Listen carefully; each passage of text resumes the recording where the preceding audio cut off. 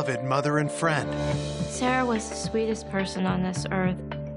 She wanted to do anything for you to make you happy.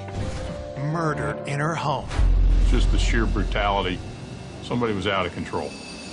It was so terrifying. It was so frightening. Sends police on the hunt for a killer. Possible suspect right away is her husband. And they find out, uh-oh, there's someone else involved with this person. You were just sitting there wondering, are they ever going to find who did this? But the search for the truth. This is strange. There were so many twists and turns. What really happened? Uncovers a culprit. Something's going on here. They were never even on the suspect radar. That surprises everyone. Wow, that was a twist none of us expected. It was shocking. No, this isn't right. I never expected that someone like that could be evil. Howard County, Maryland, an affluent community nestled between Baltimore and Washington, D.C. Howard County itself is a very quiet, peaceful suburb. Howard County is very much a bedroom community. People move here for the schools. That's what it's known for. There's very, very little crime. But on Sunday, November 15th, 1998, at 7:44 p.m., a concerned resident makes a call to police. I have a friend who I normally hear from every day, and I haven't heard from her all day, and there's a really funny message on my machine from last night. And I wondered if someone could drive by her house and check it out. What's the lady's name? Sarah Rorris. I did not hear from Sarah all day. That is not normal. Something's wrong. Laura tells police that the 35-year-old single mother lives with her 1-year-old son, but the boy is with his father this weekend. Patrol officers head to the Rorris home in the township of Elkridge to investigate. The police were able to gain access to the house, and upon entering the house, they conducted a sweep, and in the back family room, they found the body of Sarah Rorris. It appeared that she'd been stabbed to death.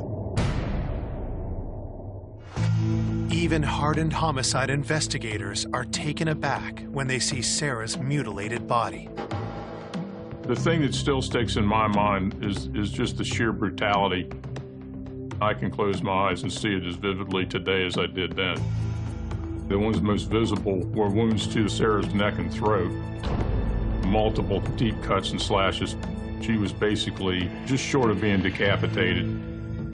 She had severe cuts to each wrist. Her hands were just short of being cut completely off. There was a series of stab wounds to her stomach. Tremendous amount of blood on the floor around her. Blood spattered up and down the walls. There was blood splattered all over the child's toys. It was complete and utter overkill.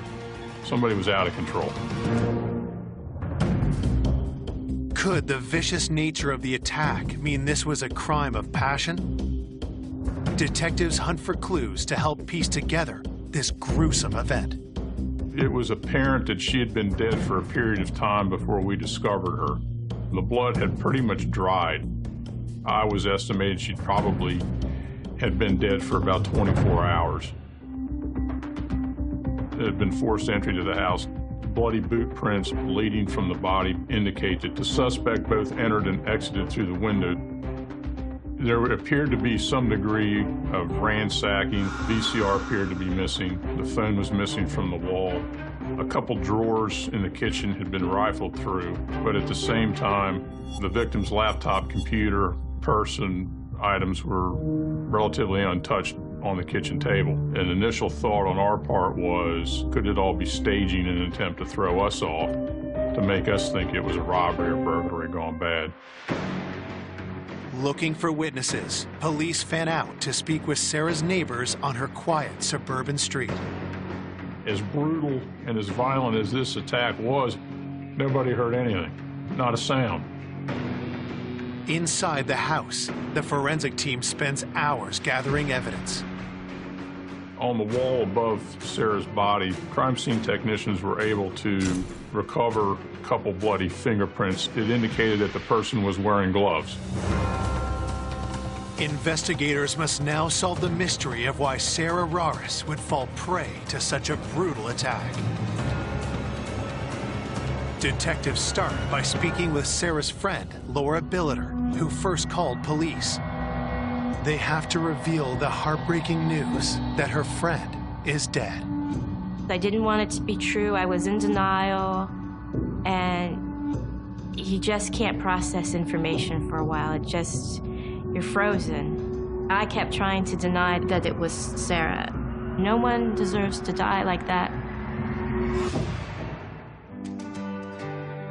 Sarah Williamson was born on a Florida military base in 1963, the daughter of an Air Force sergeant. Growing up, she was gregarious with a knack for mathematics. Sarah was not your typical introverted mathematician. She was very sociable. To describe Sarah, she gave love freely. She wanted to do anything for you to make you happy.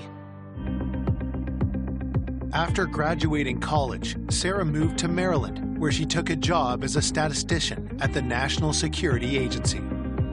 Sarah and I met at work, and she was the best friend you could ever have. Sarah was the sweetest person on this earth. She had friends everywhere at work. She had built up a reputation for herself. She was well respected. And she always was going to school or improving herself in some way. In 1991, while earning a master's degree, Sarah met Lorenzo Raris, and they began a relationship. The two married in 1994. Sarah wanted the husband, the children, the house in the country, the white picket fence. She wanted that golden dream. After 3 years of marriage, Sarah and Lorenzo had a son, Will. She was a great mom. She doted on Will. But the new baby put a strain on the marriage. Her family was down in Alabama, so she was missing that support system. Lorenzo did very little to help her. Over the next year, friends saw their relationship deteriorate. Things really took a downturn. The marriage was breaking down. Sarah, during all that, was a complete mess. In 1998, Sarah and Lorenzo separated. Eager for a fresh start, Sarah filed for divorce. She was just becoming a strong woman again, proud of the fact that she was able to live on her own and take care of her child on her own.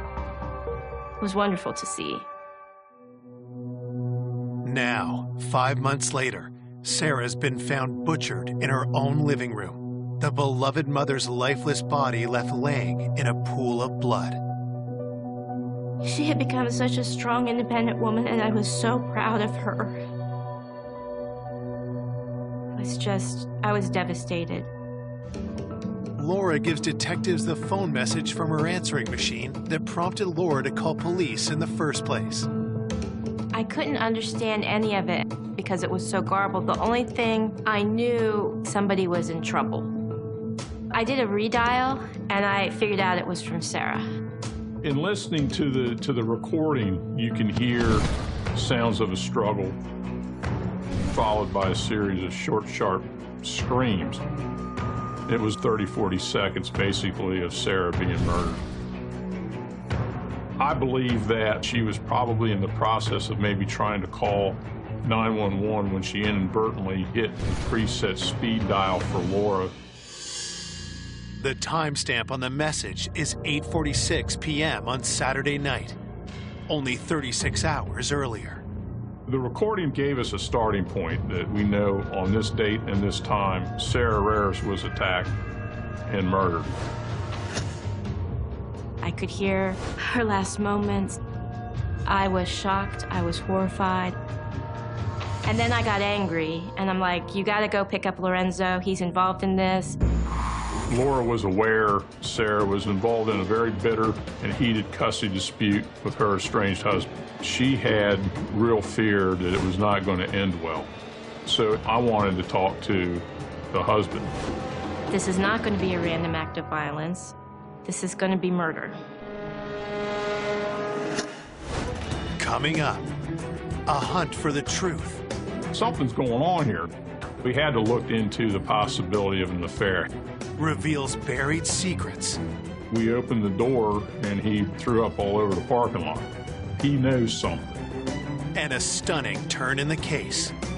I was absolutely shocked. It's like out of a movie. It was such an unexpected. Hours after discovering the body of 35-year-old Sarah Rarris, detectives investigating the murder have a lead. Sarah's friend Laura tells police she suspects Sarah's estranged husband, Lorenzo Rarris, might have had something to do with her murder. We found out that Sarah was involved in an extremely contentious custody divorce situation. Internal police records had indicated that the police had responded there at least once before for disturbance between Sarah and her estranged husband. After Will was born, the marriage really started breaking down. Lorenzo was very jealous of his child because his child was taking away the attention that he had received from Sarah. Sarah told me that he was not happy with that. Sarah turned to Lorenzo's mother, Amelia, who lived nearby, for help. Sarah wanted Amelia involved. She was hoping that Amelia would be a calming influence on Lorenzo. And it would also allow, Sarah to spend a little bit more time with Lorenzo. Instead of getting better, things got worse.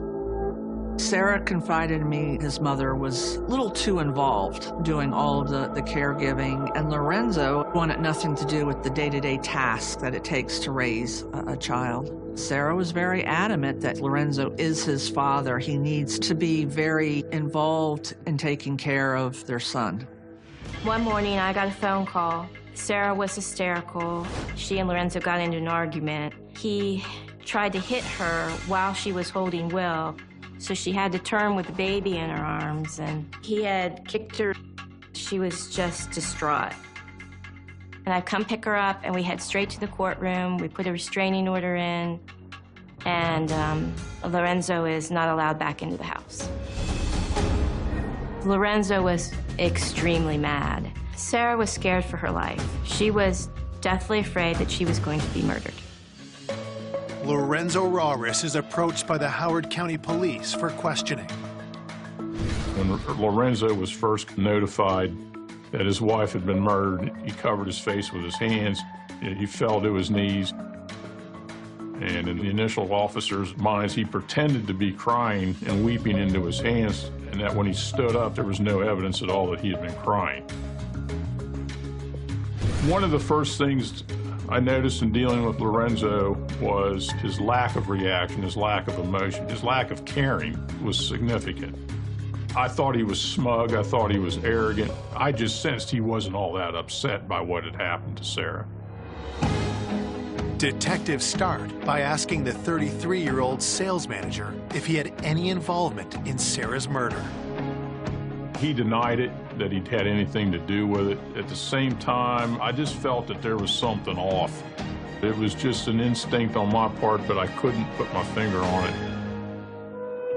Lorenzo offers up his own theory as to who killed Sarah. He alluded to the fact that Sarah may have been involved or been having an affair with a previous co-worker, but he said that if anything had happened, it would have probably been a result of this affair. Lorenzo claims the last time he saw Sarah was on Friday morning when he picked up their son for the weekend. The alibi that he provided for the Saturday night and weekend in question was that he was at home at the family house with the baby. His brother and his parents, who also lived in the house, were there. Detectives collect evidence from Lorenzo to search against anything found at the crime scene. We had a search warrant for his person, which allowed us to collect samples of DNA, hair, photographs, and fingerprints. With nothing concrete to tie Lorenzo to the murder, detectives have to let him go. Even though everything was pointing towards Lorenzo, he still has an alibi when he's saying he's at home and he's got all these family witnesses. If in fact he did it, we need to start punching holes in the family alibi. Investigators head to the Shaughnessys family home, 30 minutes away in Parkville. His car was seized, and other detectives then launched into the search of the Shaughnessys family home. We conducted interviews with all the family members, including Lorenzo's mother, Amelia.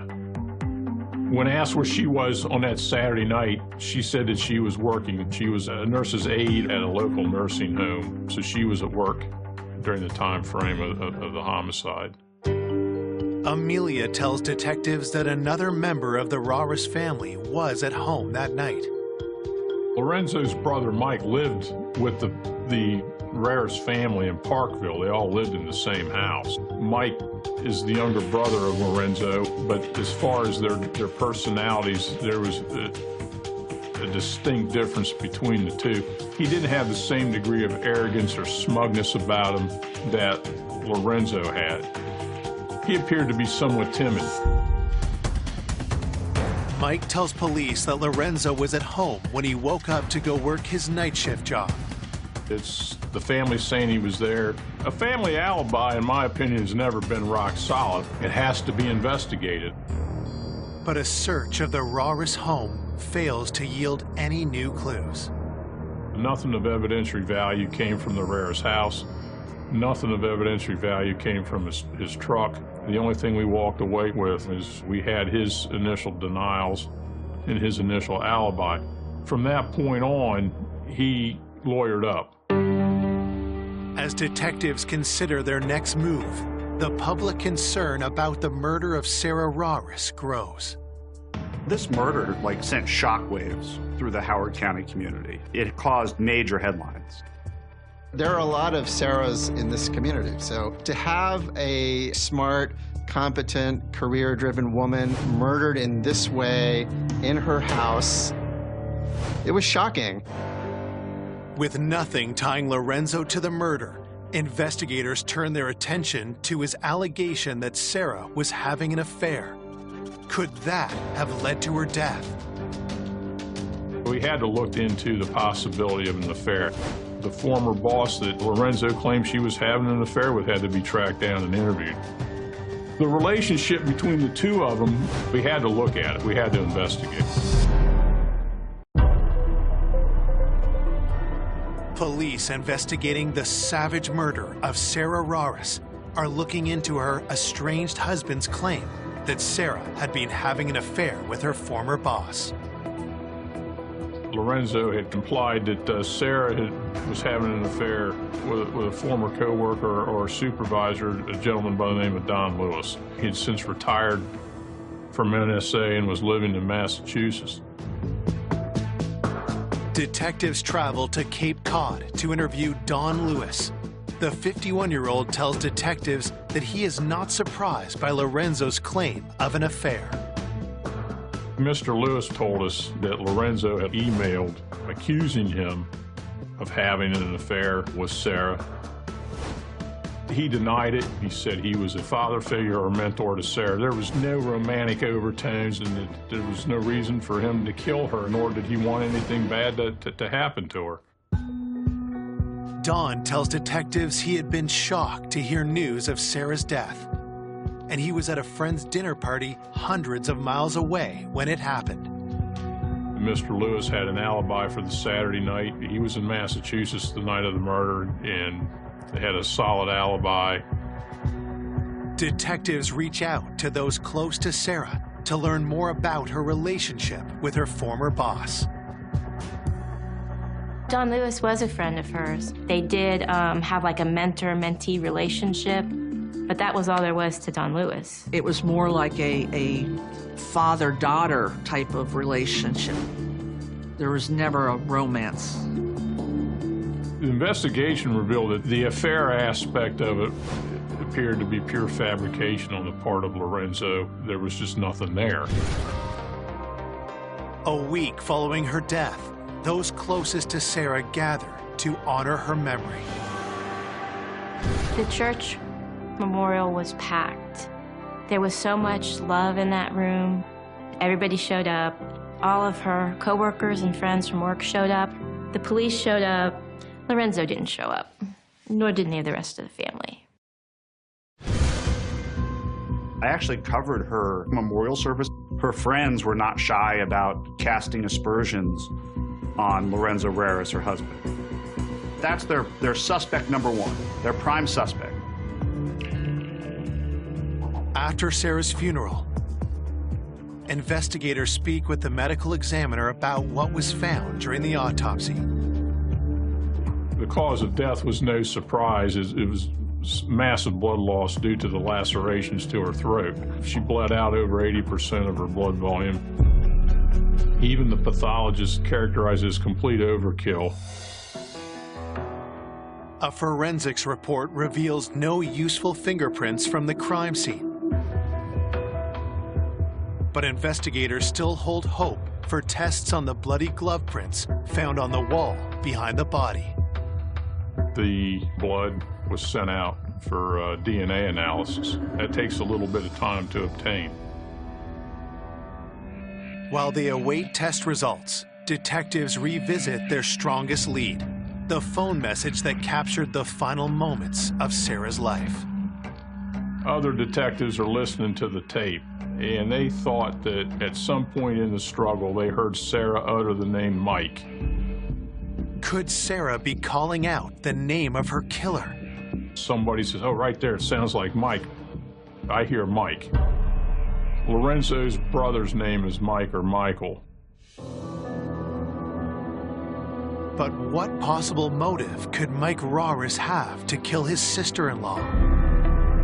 One of the theories that we were kicking around at this point was, could it have been a family member? Because initially all suspicion would have fallen on Lorenzo. And to keep Lorenzo out of it and to maintain the child custody, to have a family member do it, the most logical one would have been Mike. He had to be looked at as a potential suspect. Detectives sit down with Lorenzo's little brother and play him the answering machine message. The recording was played for him, and Mike was asked, do you hear the name Mike? And he said no, he did not. Mike denied being personally involved in the murder of Sarah. My overall impressions of Mike was, I don't think he had it in him to do something like this, but I had a feeling that there was something playing on him. Again, he was part of Lorenzo's alibi that he was at home at the time of the murder. Mike sticks to the story he'd previously told police, that when he woke up Saturday evening to go to work, Lorenzo was at home. Blood was drawn, hairs were pulled. We fingerprinted him, we photographed him. We drove him back to his job. I told him, I said, I think you know what happened. I think you know what is going on. And we opened the door, and he threw up all over the parking lot. And I said, whenever you want to come clean on this, you know who to call, and I gave him my card. My partner and I, we both... Detectives investigating the murder of Sarah Raris suspect that her brother-in-law, Mike Raris, might know more about her murder than he is letting on. My feeling was something's going on here. Maybe if he didn't do it, he definitely knows about it. Mike's brother and Sarah's estranged husband, Lorenzo Raris, is still a suspect in Sarah's murder. But both men say they were at home together at the time she was killed. If there was one avenue to break the Raris family alibi, I just thought the weak link was going to be Mike. Problem was, the lawyer that was representing Lorenzo got involved, and from that point on, we were not allowed to speak with Mike without counsel being present. That threw up a huge wall. A month following the murder, the police investigation is at a standstill. But there is one person that investigators think might be able to help. Lorenzo had been married previously. His first wife, Becky, was still living locally. We thought she's somebody that we could enlist. Detectives meet with Becky Raris to ask for her assistance in the investigation. Once she heard that Sarah had been murdered, Becky actually agreed to help us. She still had some degree of relationship with Lorenzo. They were cordial to each other. Becky agreed to allow us to record her phone calls with Lorenzo. We were hoping to obtain statements from Lorenzo that would incriminate him in the murder. Becky reaches out to her ex-husband and tries to steer their conversation to Sarah's murder. She was phenomenal. She conducted a number of controlled calls on our behalf with him. We were hopefully optimistic that we would get something, but he never said anything incriminating to her on those recordings. Detectives have hit a dead end in their pursuit of Sarah's killer. I remember cornering the police chief out of like a public event to ask him, hey, any updates on the case? And he obviously said no. There were no updates to give. They had nothing. I prayed every day that this would be the day that something, would come forth. Investigators get new hope when DNA analysis of blood from the glove prints at the crime scene comes back. The blood came back as a mixture of Sarah's DNA and an unknown male. We were confident that we had the killer's DNA because it's mixed with Sarah's blood. If we found that person, then we could definitely put them at the scene with her actually bleeding. Could this finally be what detectives need to tie Lorenzo to his wife's murder? We submitted DNA samples from Lorenzo and his brother Mike for DNA comparison. Came back that neither one were a match. Obviously, that was a bit of a blow. I mean, it's very disappointing. Even though everything was pointing towards Lorenzo, it's not him. In the beginning, it was pretty clear the police thought that her husband played a role in this. She had a very messy divorce going on. There were custody disputes, but the police didn't arrest him. And so there was a real air of mystery about it because the police couldn't figure it out either. If Lorenzo was not responsible for the murder of Sarah, who could her killer be? And why was the beloved mother killed in such a violent manner? Investigators are back to square one. Something has got to give on this. You go back through it again. Did I miss something? You have to look at everything.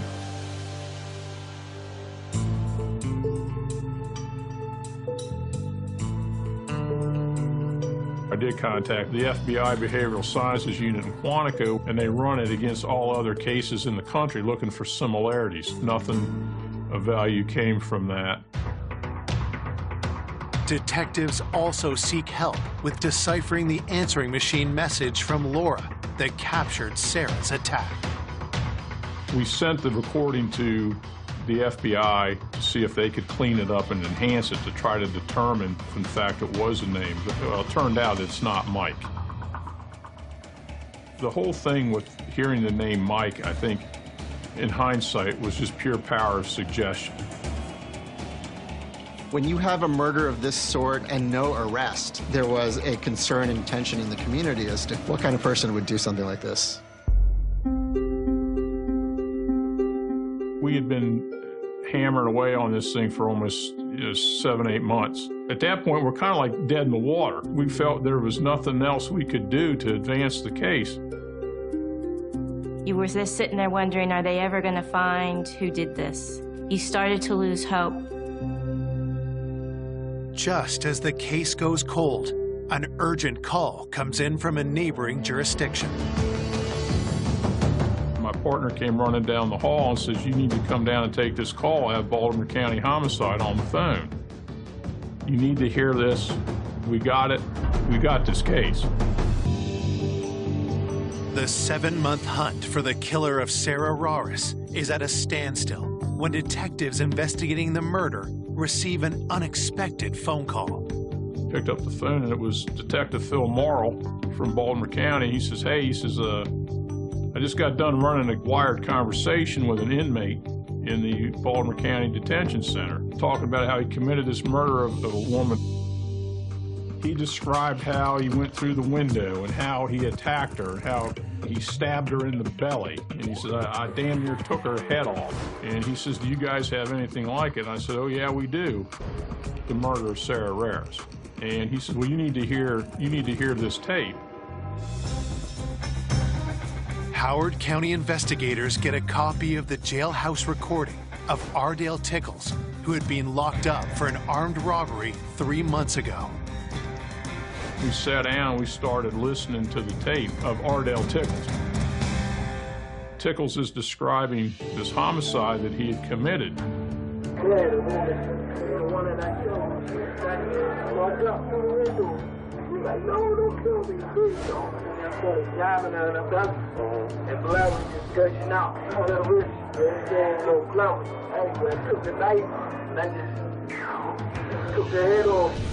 Tickles is describing things that only the police and the suspect would know, all the injuries that had been inflicted upon Sarah. None of that had been released. None of that had been made public. I knew now we had it. I mean, I'm confident Ardell Tickles committed this murder.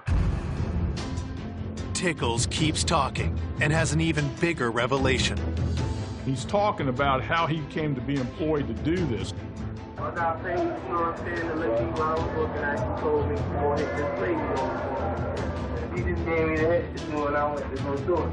It's now a straight-up murder for hire. We had the actual physical killer of Sarah Rares. We needed the person who hired him and paid him to conduct the murder, a co-worker. We had some homework to do. Who was this mysterious co-worker? What was her relation to Sarah? And why would she want Sarah killed? Investigators start with Ardell Tickles. He's 19 years old. He's a kid at this point. He was incarcerated awaiting trial. He robbed the McDonald's and he shot the manager during the course of the robbery. When we started digging into him, we couldn't find any kind of criminal record with him prior to this. Detectives checked Tickles' employment history, looking for any intersection with Sarah's life or those that knew her. We went back like a year. He was employed in the laundry room at a local nursing home in Baltimore. He did the laundry for this facility. The entire investigation turns when detectives realize who also worked at the same nursing home. Lorenzo's mother, Amelia, they were co-workers. That was kind of mind-blowing, you know. She was never even on the suspect radar. Him and Amelia working at the same nursing home, it was the one piece to the puzzle that you needed to put in, and the rest of them just kind of fell into place after that. Could it really be true that this 63-year-old grandmother hired someone to kill her daughter-in-law?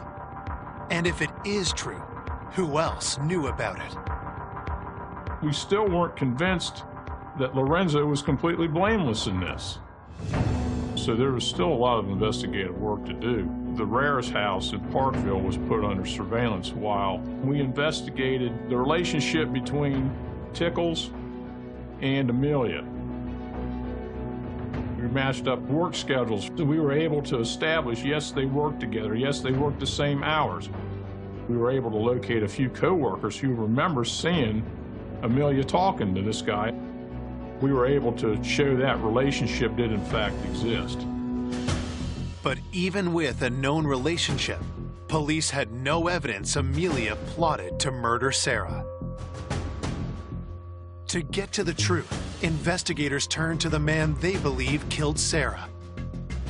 Tickles was brought in to try to elicit his cooperation. What he gives up, we can use. Detectives play Tickles the jailhouse recording. I had the tape recording set to a point where he admits to stabbing her. He heard his voice talk about the murder. As you can see, we don't need your confession. No, we got it. Can you please enlighten me on what I'm facing and what I'm dealing with in this case? You're going to be charged with one count of first-degree murder. But we need to get some details worked out. The person we want is this woman that hired you. I had a picture of Amelia. I said, is this the woman? And he says, yeah, that's her. We got her. I mean, it was huge.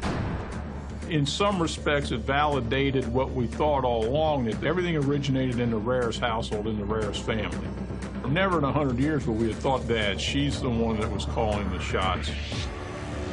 What did she say to you? She was tormented. She couldn't go on with life until this lady was dead. She was like, do me a favor and kill this lady, basically. So she used the word kill? Kill, take him off the earth, yeah. And she said, I'll pay you. She said, I'll give you money.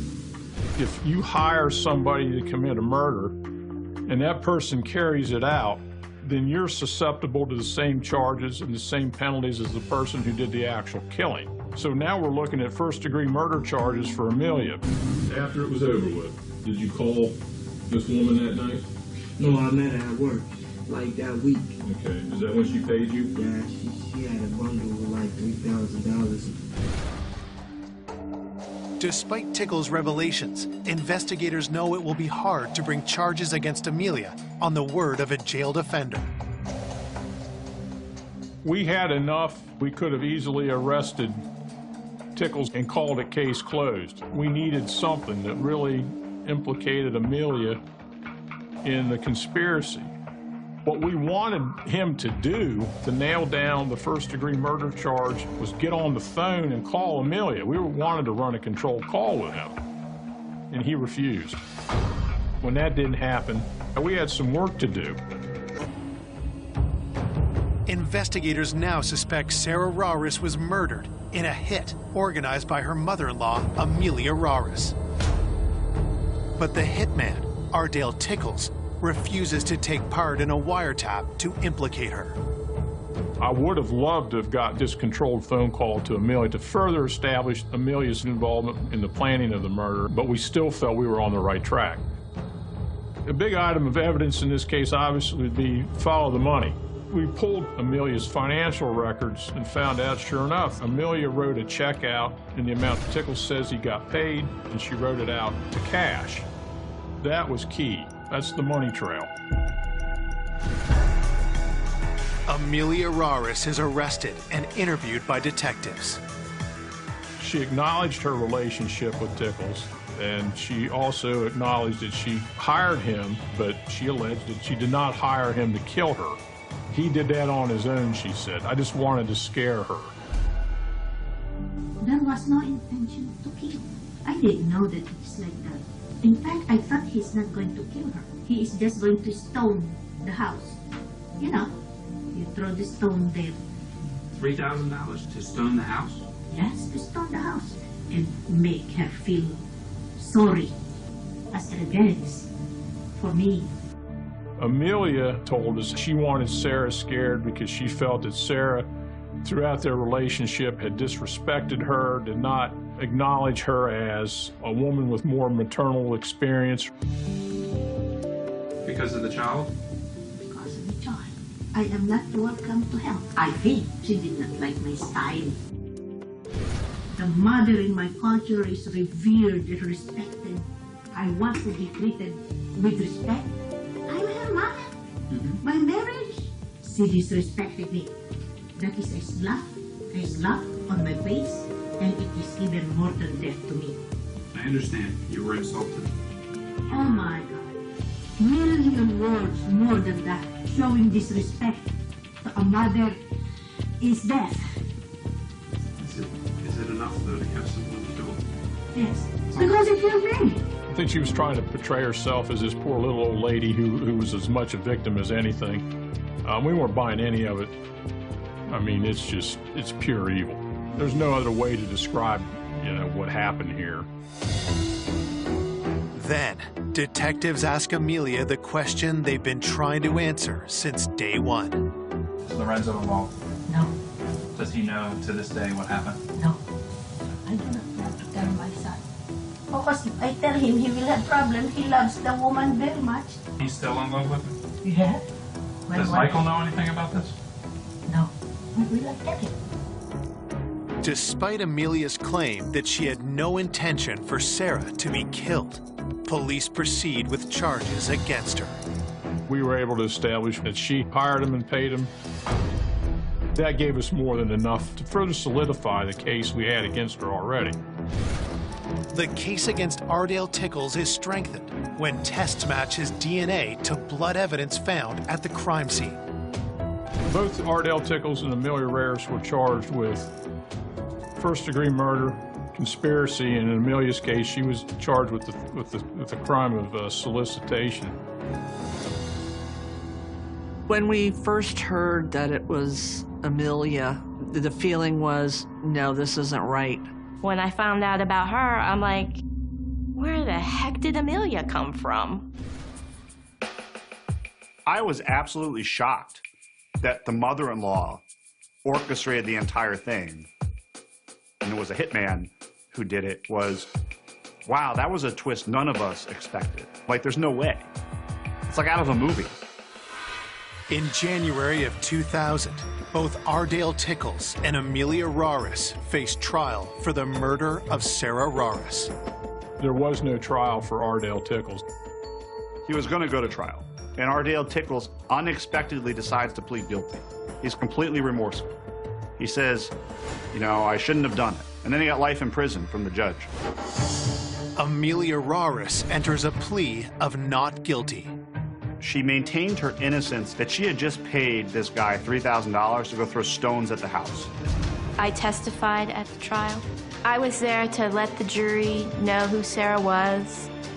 I was afraid they would see this sweet, meek little old lady and not believe that someone like that could be evil and could organize this murder. Ardell Tickles refuses to testify, but prosecutors present the recording of his police interview describing the plot and the crime, as well as the telephone message that captured Sarah's last moments of life.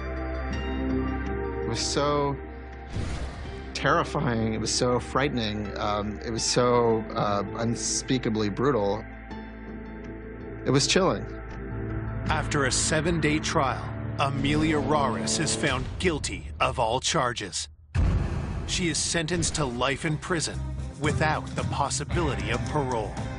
I was relieved when the guilty verdict was read, and I am glad that they saw through that demeanor that she put on. It's a chilly, drizzly winter Atlanta morning, and 35-year-old Lita McClinton is suddenly awakened. It's around 8:15 in the morning, and she heard the doorbell ring. And she tightens up her rope and goes downstairs to open the door. And I think she was probably not going to open it, but she looked through the keyhole and saw that the person had a box of flowers. There was a man standing at the door holding a long white box of long stem roses that had a big, thick pink ribbon around it.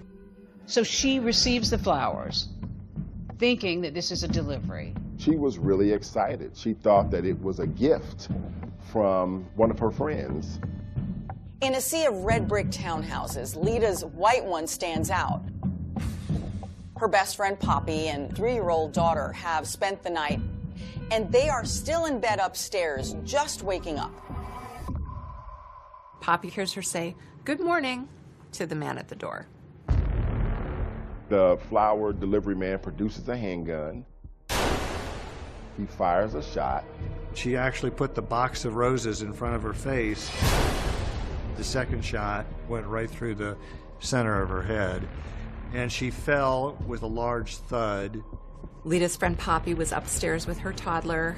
And right away, she grabbed her daughter and hid her into a closet and said, "You gotta be quiet, quiet as a mouse." She didn't know if the gunman was gonna come for her. Lita's neighbor hears the shots, then sees the guy running like a bat out of hell, just booking it out of the complex, and he calls 911. The first police officer is only a few blocks away, and he gets the call, and so that police officer ends up holding Lita's hand. They thought Lita was completely unconscious, and yet she managed to squeeze his hand as he kept comforting her and telling her everything was going to be okay. And he said it was her comforting him. Poppy got out of the closet and called Lita's mother, and she couldn't get words out, and she finally just said, "Lita's been shot." Lita's mother called her husband. When they went to the hospital, they were put in a separate little waiting room. The doctor tended to Lita. He came out about 30 minutes later and said, "I'm sorry."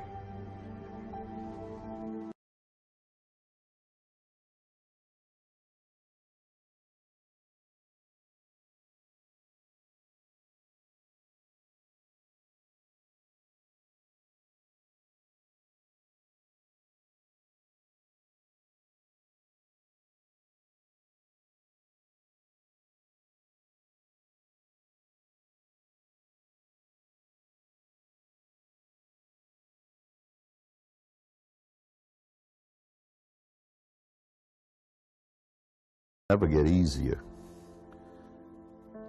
because she's gone. We should have gone first, not her.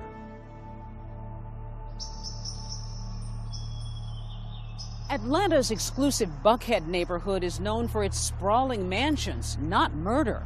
So when the shooting happened right here, neighbors were shocked and on edge. Sullivan was found in the doorway of her townhouse, shot twice in the head. It's pretty surprising that in this area, those kinds of things probably wouldn't happen. How did you learn that Lita had been killed? I ran to the TV because I heard Sullivan on Slayton Drive. Police say a box of roses was found near her body. The gunman apparently posed as a delivery man. And I said, "Oh my God, that's Lita." Detectives on the scene found a bullet fragment, 2 shell casings, and the box of roses. 2 gunshots from a 9mm penetrated the box. The weapon was never found. To this day, it's never been found. In this case, you had just a minor amount of evidence. At the time, it was the top story on the news, and law enforcement officers felt a great deal of pressure in order to bring Lita's killer to justice. For years, Lita's case was cold, buried underneath the weight of unanswered questions and fading memories. I'm Deb Miller-Landau, and I just wrote a book called A Devil Went Down to Georgia about the murder of Lita McClinton Sullivan. I covered this story for Atlanta Magazine back in 2004, and the more people I talked to, the more that I researched, the more I felt like I began to know Lita. So talking about the day that she died feels personal. The case was also personal to Clint Rucker, the prosecutor. When I came to Atlanta to meet up with him, I learned that one of his passions is puzzles, working from the outside in, which also translates to solving homicides. Where do you begin? How do you start to connect? When I'm putting together a puzzle, not only in real life, but also a murder case, I make an assessment about what it is I'm working with. I start to identify pieces of the puzzle that are foundational. Lita's murder case looks like a true crime story, but it goes a lot deeper. It's a story about love and loss and greed. Lita had been reared in Atlanta's Black Elite. On the surface, she was living an Atlanta dream. A prosperous upbringing. A very prosperous upbringing. The expectations for her life were pretty high. Black women have had to be exceptional in order to be seen. And that was the case then, and I think it's still the case now. One thing seems certain, a murder of this kind is personal. Was there a feeling that this had to be pretty calculated? Police knew almost immediately Lita Sullivan was the intended victim. Who would kill this woman? She wasn't robbed. Somebody came to the door with roses and shot her dead. Fair share of crime, but this was most certainly one of the highest profile cases that got reported in the news. Sullivan was shot twice in the head. A box of roses found next to her body. Using a flower delivery man and shooting her, it was something that just kind of stuck out to me. Atlanta, Georgia, billed as a vibrant melting pot, a destination for creatives. But if you grew up in Georgia in the 1970s, as I did, you know this was a very different place then. One still emerging from the dark shadows of segregation and racial tensions. What was 1970s Atlanta like when she was sort of coming along? We've got African Americans that are kind of ascending into really prominent positions. Lita also is ascending because her parents are part of this movement. Lita's parents, Emory and Joanne McClinton, were both power players, movers and shakers in Atlanta. Emory McClinton was on the State Board of Transportation. Joanne McClinton was a member of the Georgia legislature. Joanne will tell you stories about being in really interpersonal meetings with Dr. King. She was Maynard Jackson's campaign manager when he ran for mayor. I think the McClintons had high expectations for who Lita would become. Lita Sullivan was a true daughter of Atlanta. She was just a gem, very, very proper. And she had grown up in a world of cotillions, so she really was sort of that classic upper crust black person growing up in Atlanta. She knew where she was going. She had a great sense of style. And absolutely charming. After high school, she went on to Spelman College. Her parents sort of hoped that she would enter the political arena like they were, but she was very much into fashion. She was working at a boutique at Lenox Square, and in walks this guy who had unruly curls and weird glasses and just immediately saw Lita and was taken with her. Fresh out of college, 24-year-old Lita is smitten with James, Jim Sullivan. He's a bit older, 35, and he's also white. He showered her with gifts. He just completely showered her with attention. He comes in, he dazzles her. What did you learn about him? I learned that what he saw was a fantasy in Lita. I think he looked at her as a young, very attractive, very smart African-American female. Another big difference between them is class. Lita has been raised in Atlanta's high society and Jim on Boston's gritty South Side. He grew up in a very middle to lower middle class environment. He went to Holy Cross College, got a bachelor's degree in economics. He always wanted more for himself. He always wanted to be a rich person, but it didn't seem like that was in the cards. He was an accountant. He was working hard, but he really wasn't getting ahead. But life is about to change for Jim Sullivan when he inherits a thriving liquor distributorship from his uncle, worth millions of dollars. Crown Beverages was worth around $3.2 million. Jim had become a wealthy man. So when the McClintons met Jim for the first time, they were like, who is this guy? He had this kind of manner that was very uncouth and brash, and they were sort of mystified about what their daughter saw in him. I mean, I think the only thing they had in common was that he was Catholic and they were Catholic as well. But everything else was complete polar opposites. Another concern, of course, was race. Remember, this is the 70s. Even though the country is watching color barriers slipping away on the hit show The Jeffersons, with Primetime's first interracial couple. Your parents have never gotten over the fact that I'm white. That's because you never got over being white. At that time, this was unusual. Georgia's anti-miscegenation laws that forbade blacks and whites to marry had only been repealed 10 years earlier. Still, despite their obvious differences, Jim Sullivan pops the question to Lita. So the McClintons were like, you cannot marry this man. They felt like Lita was really making a mistake, and was kind of caught up in the exuberance of this relationship. Despite her parents' strong objections, Lita and Jim are engaged.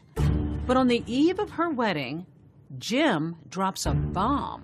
He tells Lita that he has been married before and that he has 4 children. Lita was shocked.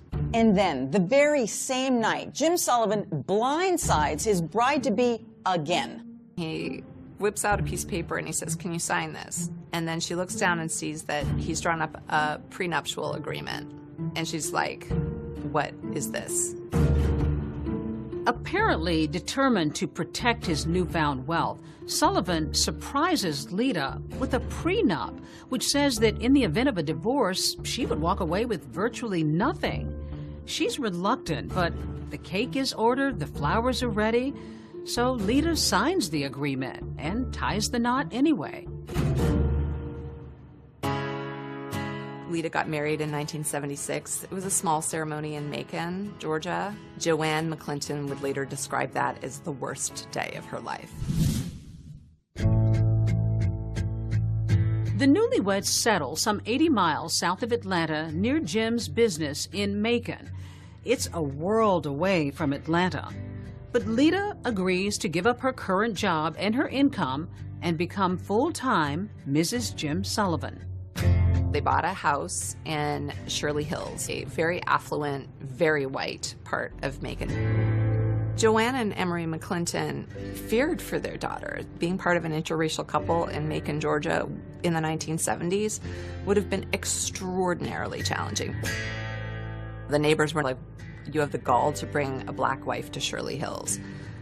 People threw garbage on their doorstep. The out-and-out racism had to be tough for Lita. But she moves forward and makes some new connections and friends, including Yvette Miller. When Lita and Yvette occasionally go out to eat, she notices something a bit curious. We'd go out to lunch at a nice restaurant, and she couldn't pay the bill. And I would end up picking up the check.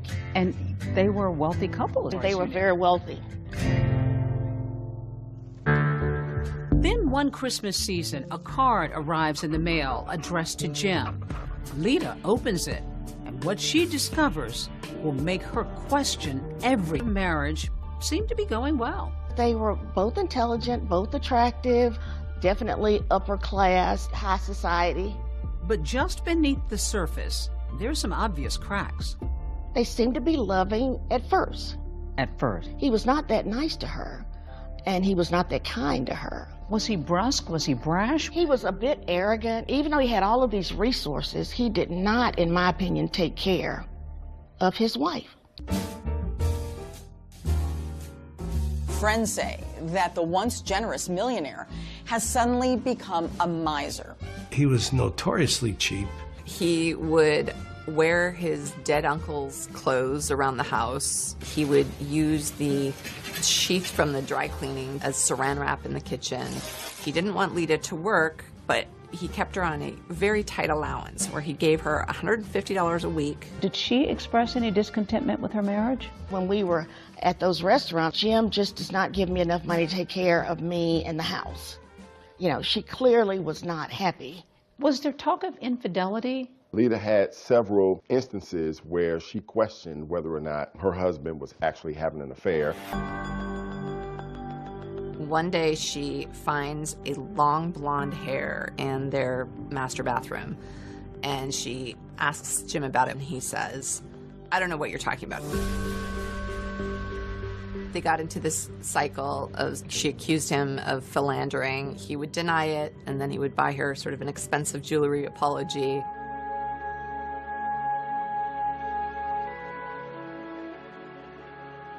Then, during the holidays one year, Lita makes another stunning discovery. A Christmas card came addressed to Jim. She opened it. A woman wrote in something like, "Missing your kisses." The woman's return address was on the envelope, so Lita went and spoke to her, and the woman said that she had been having an affair with Jim. Lita is distraught and goes home to be with her parents in Atlanta. But her husband manages to lure her back, increasing her weekly allowance in a now post-nuptial agreement. Now it's $300 instead of $150 a week, but it still shows that all of their assets belong to Jim. That's right, the successful business, Lita's Mercedes, multiple properties, even her jewelry, still belong to her husband in the event of a divorce. But in an attempt at reconciliation, Lita signs the postnup. Just a few months after Lita signs that agreement, without Lita knowing, Sullivan decides to sell Crown Beverages for $5 million. And that's not all. He tells her they're moving to Palm Beach, Florida. Lita was in shock. She had any clue that he was going to whistle her down to Palm Beach.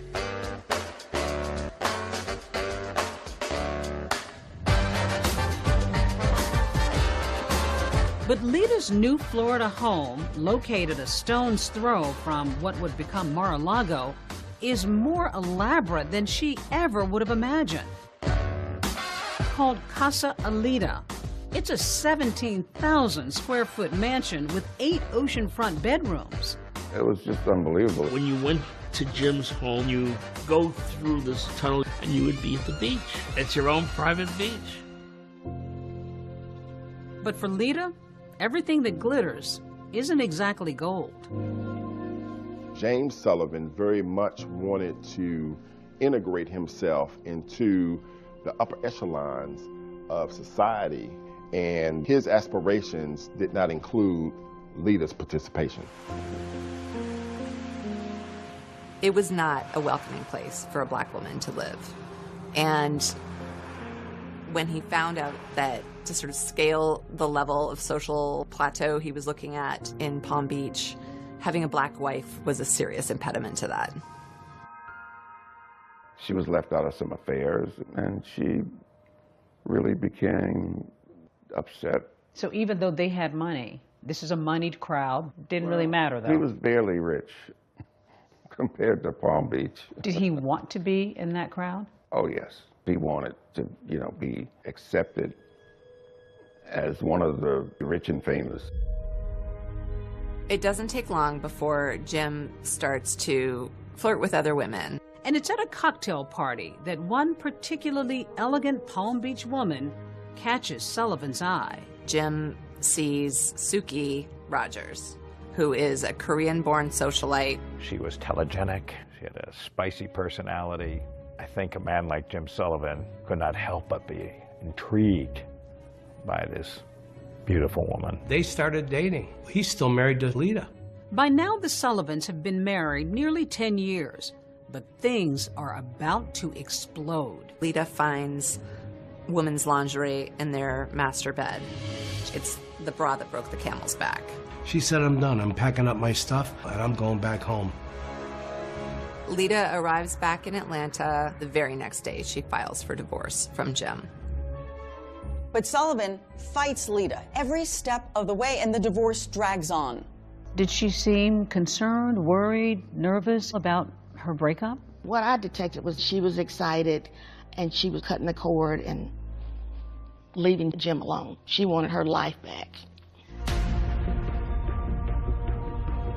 While Lita is looking forward to a new life of freedom, she can't be happy about the prospect of leaving her marriage with virtually nothing. No career, no Palm Beach mansion, no Buckhead townhouse, and $2,500 a month in alimony for 3 years. So Lita is going to divorce court, determined to fight for what she believes she deserves. All she wanted was a reasonable financial settlement so that she could kind of go on with her life. January 16th, 1987 was set up to be a pivotal day in the lives of Lita and Jim Sullivan. A judge was going to decide whether or not to throw out the post-nuptial agreement. She might get as much as close to $1 million in cash and assets. The morning of January 16th, Lita Sullivan, she'd lose her life that day in a murder. With Lita out of the picture, Jim Sullivan stands to gain the property that they had and retain control over all his money. Sullivan was the main suspect. That is, until a treasure trove of secret recordings of Lita's private conversations are uncovered, taking this investigation in a whole new direction. And police are looking at you. In it that's close to Lita, everybody's a suspect. But the first one would be the husband. The first and obvious suspect was James Sullivan, who stood to gain everything from her death, all the property, all the monies, and who was contesting the divorce. Detectives went down to speak to him in Palm Beach, and they put him through a polygraph. Jim Sullivan not only passes the polygraph, but there's something else. He has an alibi that puts him nearly 700 miles away from the crime scene. James Sullivan was actually in Palm Beach at the time of Lita's murder. When you first look at it, it looks pretty cut and dry. When you interview all the people involved, everybody points in one direction, towards the husband. But when you sit down and look at the facts, I'm not so sure that the husband is the person that committed the crime. Nothing surfaced in the early stages of the investigation that implicated Jim Sullivan in the murder. Sullivan is cooperating with authorities, and during his interview with detectives, he mentions the name of his friend, Marvin Marable. At the time of Lita's death, Marvin and James Sullivan had a very close relationship. Remember, Marvin Marable is married to Lita's best friend, Poppy, who was in the Buckhead townhouse with her 3-year-old daughter the morning that Lita was murdered. But back before the shooting, the friendship hadn't always sat well with Marvin. When Lita moved back to Atlanta, they started, hanging out together. So she's disillusioned by her relationship. Did her failed relationship have any impact on your relationship? Well, from the standpoint of them, being together all the time and going out, yeah. Commiserating. Oh, absolutely. Certainly didn't help. I can understand her being there for her friend, but, sometimes you can go overboard, which is what happened in our relationship.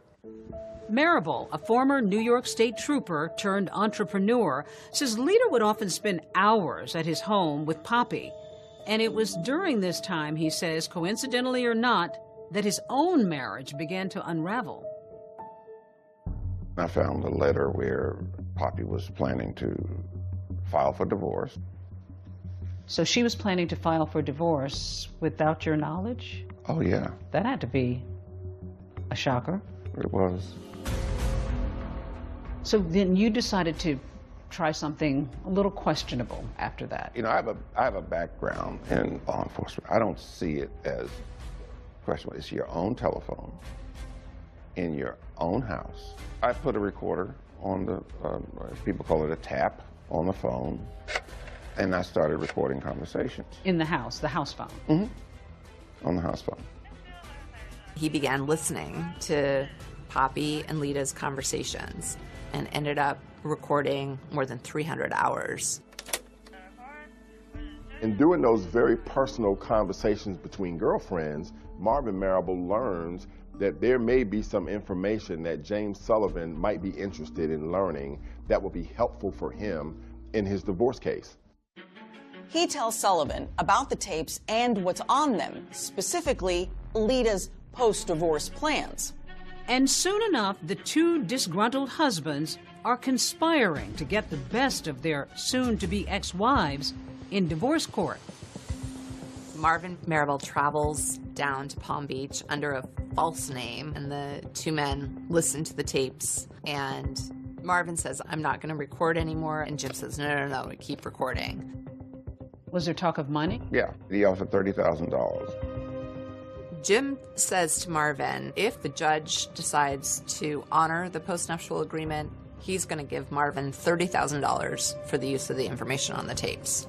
What kinds of things did Lita talk about that could be helpful to either one of you? There were some guys that, she would talk to, but she was legally separated. But then, just a few days after Marvin and Jim's secret meeting at Casa Elita. Poppy and Lita somehow discovered the recording device. How did they react? It wasn't nice. She filed for divorce the next day. She was angry. She was very angry. Lita was upset too, so upset that she reported Marvin to the authorities, and he was charged with possession of an eavesdropping device. So when police questioned Sullivan about who might have a motive to murder his wife, he tells them to look no further than Marvin Marable. And sure enough, only a few days after Lita's death, Marvin is being questioned by the Atlanta Police Department about Lita's murder. I go down for the interview, and the first thing they did is read me my rights. And from there on, it was just a nightmare. I was a prime suspect. You have a law enforcement background, so you knew what police So were. I knew that I was being followed. I could pick the investigators, police, could pick them out all the time. Jim had mentioned my name to them. He said, look at Marvin Marable. This was serious stuff. Oh, yeah. How worried were you? I was very worried. We're beyond devastated. Their eldest daughter was dead. Just 3 days after Lita's murder, they held a funeral. Days dissolve into months, and authorities are no closer to finding Lita Sullivan's murderer. The case is just sort of growing colder and colder by the minute.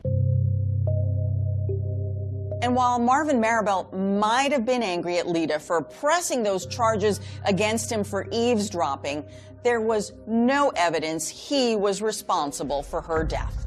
I know that people get wrongly accused, wrongly convicted, and so the only saving grace is the fact that I knew I was innocent. By process of elimination is you can determine the pieces that don't fit. And just eliminate them. The way in which we eliminated Marvin Marable as a suspect, there was just not enough to connect him directly to the crime itself. As for that eavesdropping device charge, Marvin was put on probation, which he completed, and then he was exonerated. But on those recordings Marable made, Lita had talked about other men, something that her soon-to-be ex-husband Sullivan pointed out to police. He made allegations that she was participating in extramarital affairs, and that perhaps this was the action of, you know, a disgruntled boyfriend. We have a lot of major players. At this point in the investigation, we have a lot of suspects. One of the first men police question is a professional athlete. Lita and him had been friends when she was in Palm Beach. The police quickly found out that he was in prison for drug possession. That athlete is behind bars when Lita is killed, so clearly he can't be the trigger man. Then investigators turn their sights to a prominent Atlanta businessman. And he and Lita had been childhood friends, and they sort of rekindled their friendship. And they realized that he had no motive, and they found nothing that connected him. Authorities also take a hard look at another suitor who had taken Lita to dinner the night before her death, and get this, had also given her 2 roses. The suspect was a man named Bob Daniel, and Bob had had an incident a couple months before the murder where, in a drunken rage, he came to Lita's house, smashed his car into the garage, and as the cops were taking him away, he said, "I'm gonna kill that." So, serious red flag. But that lead didn't go anywhere either. Bob had just had quadruple bypass surgery. You know, the police ultimately decided that Bob had nothing to do with it. It's the unknowing that makes it so difficult. And to know that there are individuals who may be walking around now planning and plotting to do the same thing to somebody else is abhorrent to me. I remember having the impression it was like a festering wound for them. The McClintons want to draw attention to a $25,000 reward in the case. The cause of finding justice for Lita became their obsession, became their passion. The reward is for the arrest and conviction of those individuals responsible for our daughter's murder. To catch Lita's killer, the Atlanta Police Department assigns 2 veteran detectives to the case.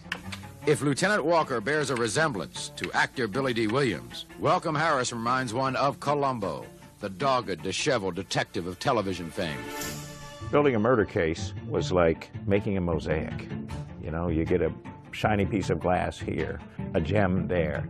You put it together and you hope that from it emerges the shimmering image of a killer. This particular case deals with what I consider to be high society. It contains a little bit of everything. Intrigue, mystery.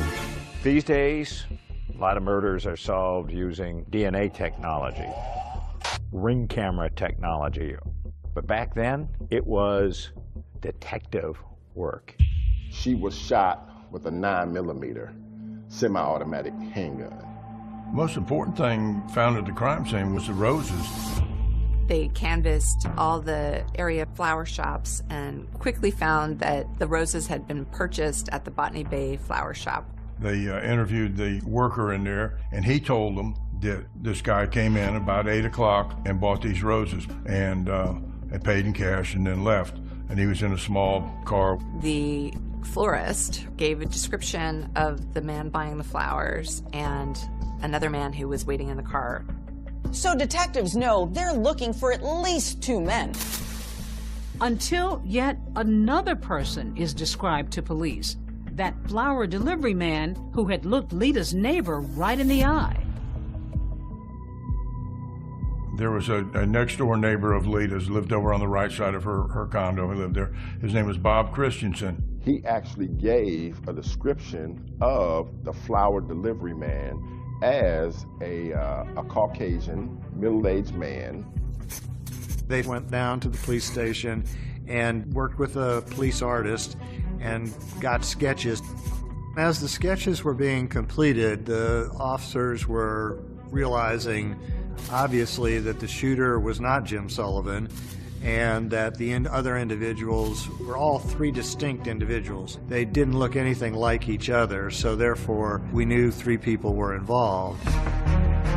For investigators, this has all the earmarks of only one thing: murder for hire. All the evidence pointed to a hitman showing up at the front door, posing as a flower delivery man, and firing a gunshot into Lita's head.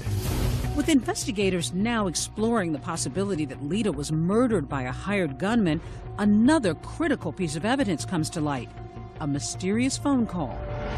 And what they found was that on the same day that Lita was murdered, about an hour after the actual shooting, there was a collect phone call that was placed from a payphone right outside of Atlanta, Georgia.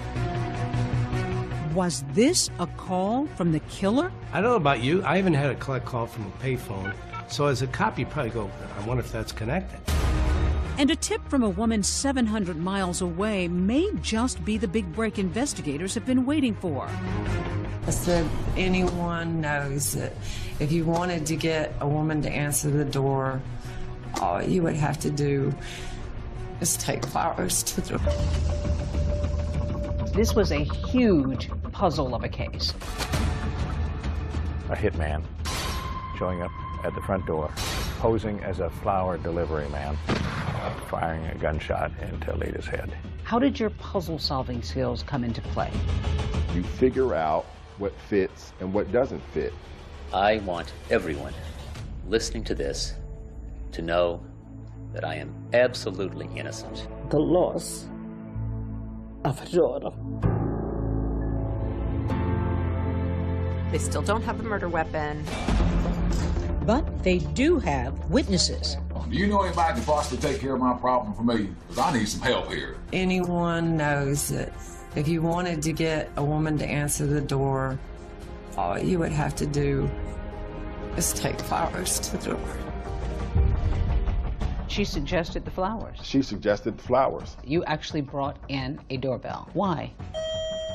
To have that sense of what Lita Sullivan experienced right before her murder. She's about to meet her maker. It's a deadly delivery of a dozen pink roses. 35-year-old Lita McClinton Sullivan opens her front door and is suddenly gunned down. On the year anniversary of Lita's death, there are no named suspects. They still don't have the murder weapon. They don't have a hitman. They don't have a paper trail that ties Jim or anyone else to a hit.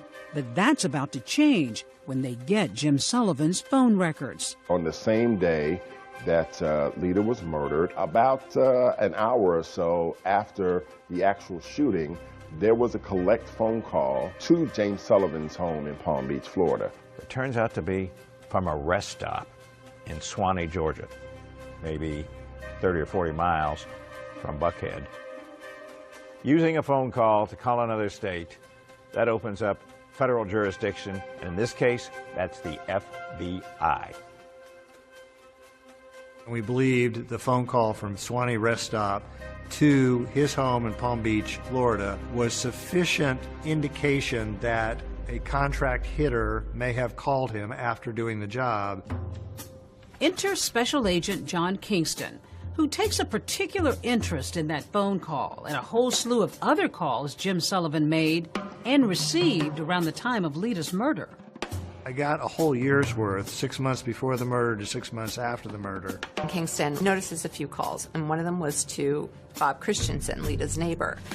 When Kingston talks to Bob, he finds out that Jim had called Bob 3 days before the murder. Sullivan said, had he seen anything suspicious around Lita's townhouse? And Bob finds it strange. He hasn't talked to Jim in over a year. Bob Christensen shares something else with Agent Kingston. On the same day Jim Sullivan called him, 3 days before the fatal flower delivery, Lita heard a loud knock on her door at 5 or 6 in the morning. It was so early and so unnerving, she didn't answer it. So that made the call that he got from Jim even more suspicious. Kingston also finds that a call is made between Jim's house and a Howard Johnson's motel in Atlanta, just a couple of miles from Lita's house. This is really strange. One thing that he's learned about Jim is that he's not a Hojo's kind of guy. So he goes to the Howard Johnsons and asks if he can look through the records. They gave me the shoebox with all the registration cards, and I pick out 3 that I thought, well, these are awfully interesting. So I said, do you guys have the phone records? They said, yeah, sure we do. And I'm thinking, boy, these people keep really good records, and they keep them for a long time, and I'm really glad. They bring me the phone records for January 13th. I'm flipping through them, and all of a sudden I see 305 Palm Beach, South Florida area code. And I'm pretty sure it's Jim's number. And so I check my records real quick, and I go, yep, that's his number. And then I look, and I said, oh, look, it's from 518. That's one of the 3 cards I pulled out. Well, it just so happens I have a copy of it here. And one of the things it imparts is 3 individuals checked into the room. The individual who actually registered used the name Johnny Furr, but 3 individuals is important to me because I think 3 people involved in the crime. They put their car down as a Toyota 85 with a North Carolina plate. We believe that a Toyota was the getaway car for the murder. So there's 2 coincidences already. But remember, these motel records are from January 13th. Lita was murdered 3 days later on the 16th. Special Agent Kingston is beginning to surmise that the killers may have tried and failed to get to her once before. What I believe it to be is the killers having come down 3 days before the actual murder was committed, knocking on her door, her not answering it, and them having to stop and regroup and figure out what plan B is going to be. So I am in love with this registration card and becomes the focal point of my life for the next several months. Kingston's next move is to locate this so-called Johnny Furr with the North Carolina license plate. And to my surprise, there are 150 John or Johnny Furrs in North Carolina. But to my great surprise, 115 of these 150 are in a very small circle in North Carolina between the three cities of Albemarle, Concord, and Kannapolis. They're going to knock on every door and find this Johnny Furr. Of course, they're coming from Georgia, and anytime the FBI goes and investigates in another state, they need that state's approval. And just as they're about to get to the state border, their boss calls them and says, North Carolina's denying you entry, and they'll take it from here. And that pretty much kills my case. that kills my case. Yeah, soon after that, Agent Kingston is transferred to another job, and that whole investigation just sort of fades away. Meantime, in Palm Beach, Jim and Suki are living the high life. So with Lita out of the picture, Jim is free to marry Suki, which he does 8 months after Lita's murder. He's thinking that he's the cat's meow. Eating in restaurants in Palm Beach, going to parties, got another attractive woman on his arm. Jim drives around town in a Rolls Royce and gets into a fender bender and has to go to traffic court. Jim says to the judge, well, you've misunderstood. I wasn't even driving that day. Suki was driving. So the judge says, we're going to throw it out. However, the cop who was on the scene catches wind and he says Suki wasn't even in the car that day. It was Jim driving alone. So now Jim has perjured himself, as has Suki. Jim ultimately got convicted of perjury, was given a year probation and a year of home confinement. Suki Sullivan also receives a year of probation. Suki's freaking out. When she gets charged with perjury on his behalf, she's like, I'm done with this. Suki files for divorce from Jim. And the trial that follows is the juiciest, craziest gossip in town. So when it's Suki's turn to testify, she drops a bomb. Did he talk to you about his former wife, Lita? Yes. Tell me what it was he said to you about Lita. You can hear a pin drop. Suki files for divorce from Jim. Not surprisingly, it's another disputed divorce. But what might have been typical testimony about alimony takes a sudden turn in court. Tell me what it was he said to you about Lita. He hired someone to get rid of it. I'm sorry? He hired someone to get rid of her. She claimed that he confessed to her that he had Lita killed. This became a bombshell in the investigation of the murder of Lita Sullivan. Suki Sullivan's divorce testimony may be big news for the FBI, but it has zero impact on the divorce judgment, which favors her husband, Jim Sullivan, in nearly every way. His divorce was complete, but his life with turmoil was just beginning. The opulent ocean-facing Palm Beach Palace may look like something out of The Great Gatsby, but while we watched, a new chapter in a crime story was unfolding. We develop information here at WSB. There's going to be a raid on Jim Sullivan's Palm Beach mansion, and that is the biggest break in the Lita Sullivan case since the murder itself. Investigators from the FBI, Atlanta Police, and the Georgia Bureau of Investigation were on the grounds of a mansion identified as that of James Sullivan. All of a sudden, Jim Sullivan is clearly in the crosshairs of federal authorities. They got a tip that Jim, now a convicted felon, has guns in the house. Of course, you're not allowed to have guns if you're a convicted felon. So they put together a sweeping affidavit to get a search warrant. We did see a number of guns loaded into a car and this box carried out. When they found the guns, he was in violation of his probation, and so he went to jail for 9 months. All this time, a federal grand jury has been convening in Atlanta. They've got what they found in the mansion. They got what they found in the phone records. They've got Suki Sullivan. They've got the neighbors. What they don't have are the identities of the hit team. There's a problem, though. We, the federal government, have a 5-year statute of limitations, which is going to be up on January 16th of '92. With 5 or 6 days to go before it expired, the U.S. Attorney made a bold decision. We're going to take our best shot with what we got right now, so they indict Jim Sullivan.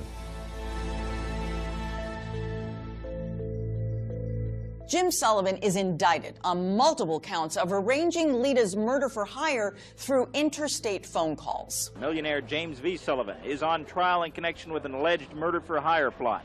Here he arrives for the first day of trial testimony. It was a trial that transfixed Atlanta.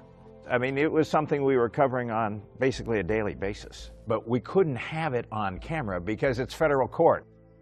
It looks like the family is finally going to have some accountability for the murder of their daughter, Lita. The prosecution suggests the killers were calling Sullivan from the rest stop to say the job was done. The defense suggests otherwise. Jim Sullivan is lawyered up with the best criminal defense lawyers that you can find anywhere in Atlanta and maybe in the whole country.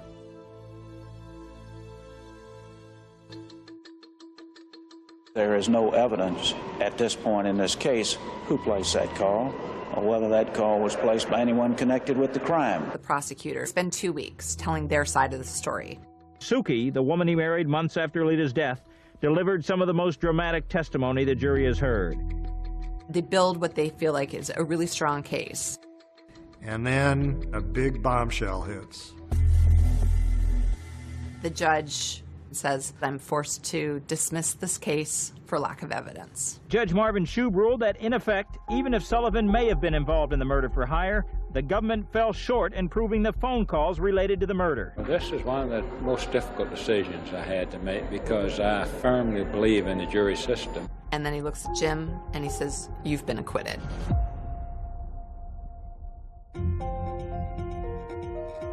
This was ultra shocking. Suddenly it's over, and Jim is a free man. I want everyone listening to this to know that I am absolutely innocent. I had nothing to do with Lita's death. Her death was a great tragedy, and I thank God and my attorneys that this ordeal is over. The family at that point, I guess, is just sort of at a loss. How devastating was that for them? They felt like the justice system had let them down. I was not expecting this. It's extremely difficult. The system today is weighed in the favor of the defense. James Sullivan seems to have gotten away with murder. But Lita's parents aren't giving up. They file a wrongful death suit in Palm Beach, Florida, and they win. We, the jury, return the following verdict. The jury deems that Jim is guilty of wrongful death. Total damages of the estate of Lita McClinton Sullivan, $4 million. But Sullivan is able to hide his assets and not pay any of the civil judgment. Jim Sullivan appealed their civil judgment, and he won by having the Florida court say that they had filed it after the Florida statute of limitations. Once again, Jim has wiggled out of any responsibility, and the family is left dumbfounded. Until a call is received out of the blue. A young woman comes forward. It proved to be the break in the case that everyone was looking. 7 years have gone by since Lita Sullivan was gunned down on her doorstep when a tip comes in from a town 700 miles away.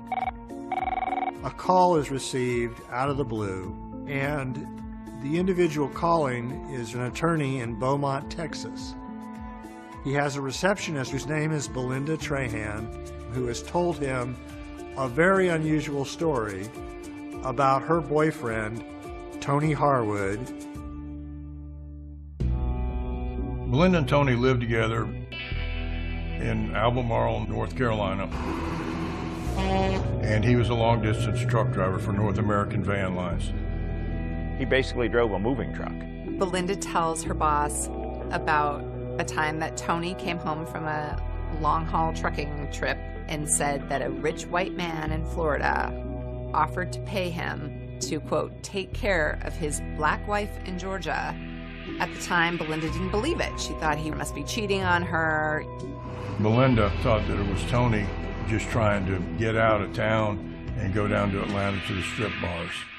Until he took her to meet this rich white guy in a diner somewhere, and he got a wad full of money.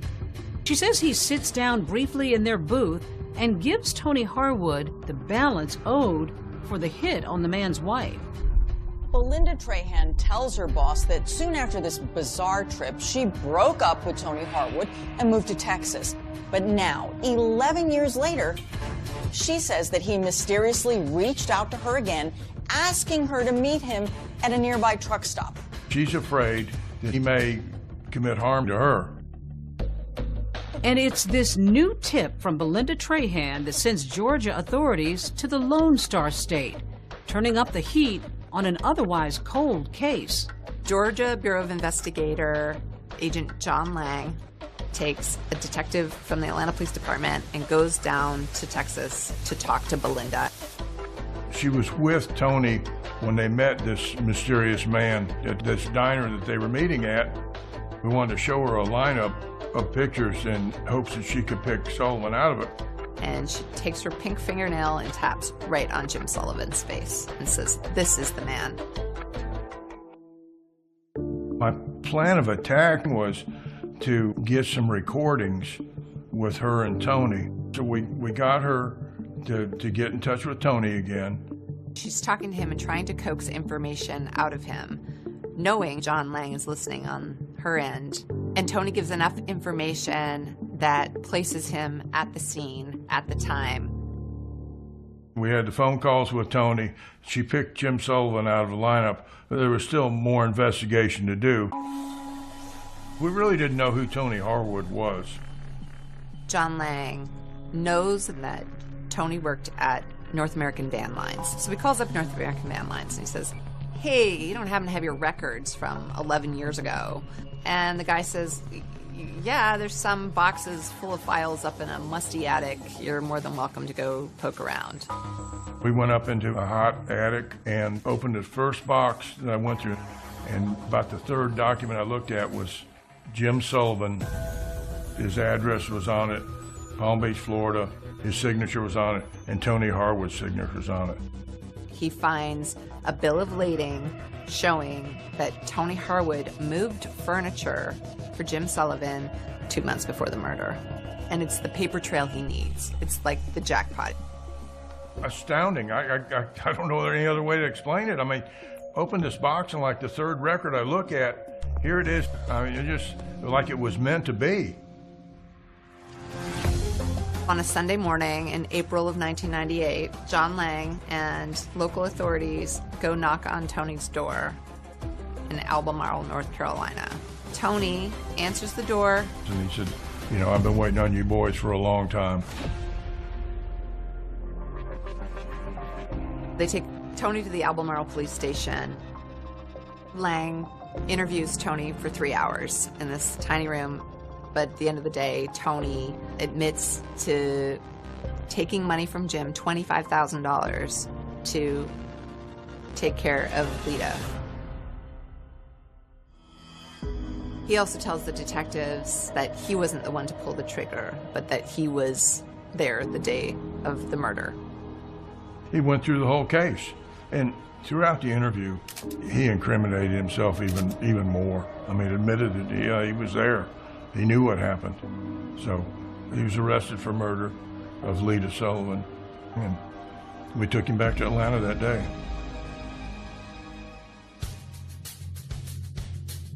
After Tony's arrest, things moved pretty quickly. We are here today to announce the issuance of a warrant for the arrest of James V. Sullivan. They got enough to get Sullivan, and now boom. Sullivan hears of this and blows. He takes off. We have reason to believe that he's outside the country. He's just gone, vanished. Investigators say he could be anywhere. He is nowhere to be found. We have reason to believe that he's outside the country. More than a decade after his wife Lita was murdered, Jim Sullivan seems to be playing a game of catch me if you can with authorities. There is an international manhunt for James Sullivan. Well, Jim had moved to Costa Rica, actually bought a home there. In 1998, after an arrest warrant was issued for him, he immediately, like that night, went to Panama. If you have any information concerning James Sullivan, you should contact the nearest U.S. embassy or consulate. We didn't know exactly where he had flown from Panama, and we didn't know exactly where he had gone. His trail goes cold. They put him on Interpol, and it was just cold. They've tapped phone lines, anybody that he might have called, and he's called no one, not even his mother. There was a few tips that came in. The tips are just dead ends. The McClintons, they're dumbfounded that this guy could, get away again. But in late 1999, with Sullivan still completely off the grid, the heartbroken Emery and Joanne McClinton do get some good news. Last week came this, a court decision reinstating a $4 million judgment against Jim Sullivan in connection with a wrongful death case brought in effect by Lita's estate. Lita's family and law enforcement officials hope that a renewed hunt for Sullivan's money will help smoke him out. Where you find Sullivan's money, you're going to find him close by. But even this goes nowhere. Fast forward to 2002. There is no sign of Jim Sullivan. We tried every effort in our arsenal to try and locate him, to put him on the FBI's wanted list, but to also put him on the top 10 list, which is very unusual. You don't get on the top 10 list very easily. Then we also featured him on America's Most Wanted. The most recent picture we have of Sullivan is at least 5 years old, so the FBI age-enhanced this photo, which may bear a closer resemblance to Sullivan's appearance today. If you recognize James Sullivan from either of these photographs, call us now at 1-800-CRIME-TV. A man sees America's Most Wanted on television and goes, I know that guy. He lives in my condo complex in Chiam, Thailand. And sure enough, he calls the authorities. He went to Panama, to Venezuela, and eventually to Thailand, where he got a beachfront condo. He spends his days walking on the beach, sitting by the pool, occasionally playing tennis, as though no other troubles in the world. The Thai police knock on Jim Sullivan's door on July 2nd, 2002, and say, you're under arrest. The McClintons can hardly believe it. We found out from the FBI, and that was a moment of jubilation. 15 years is a long time to concentrate on the loss of a daughter. And we had determination, and we had the will, and we also had all of these individuals behind us.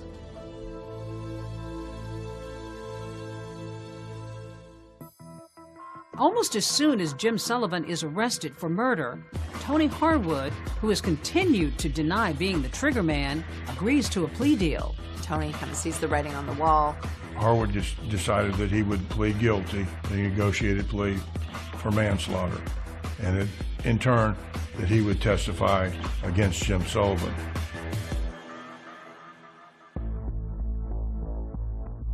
It took 2 years, but he finally was extradited back to Atlanta in 2004. He got off the plane. He was wearing a single shoe because he had such terrible gout in his foot. But he gets off and gets taken to Fulton County Jail. And there's this sort of cumulative sigh of relief. To be clear, Sullivan being tried for murder in Georgia is not double jeopardy. For one thing, it is a state case, and the previous one was a federal case, and that specifically was for arranging Lita's murder for hire over the phone.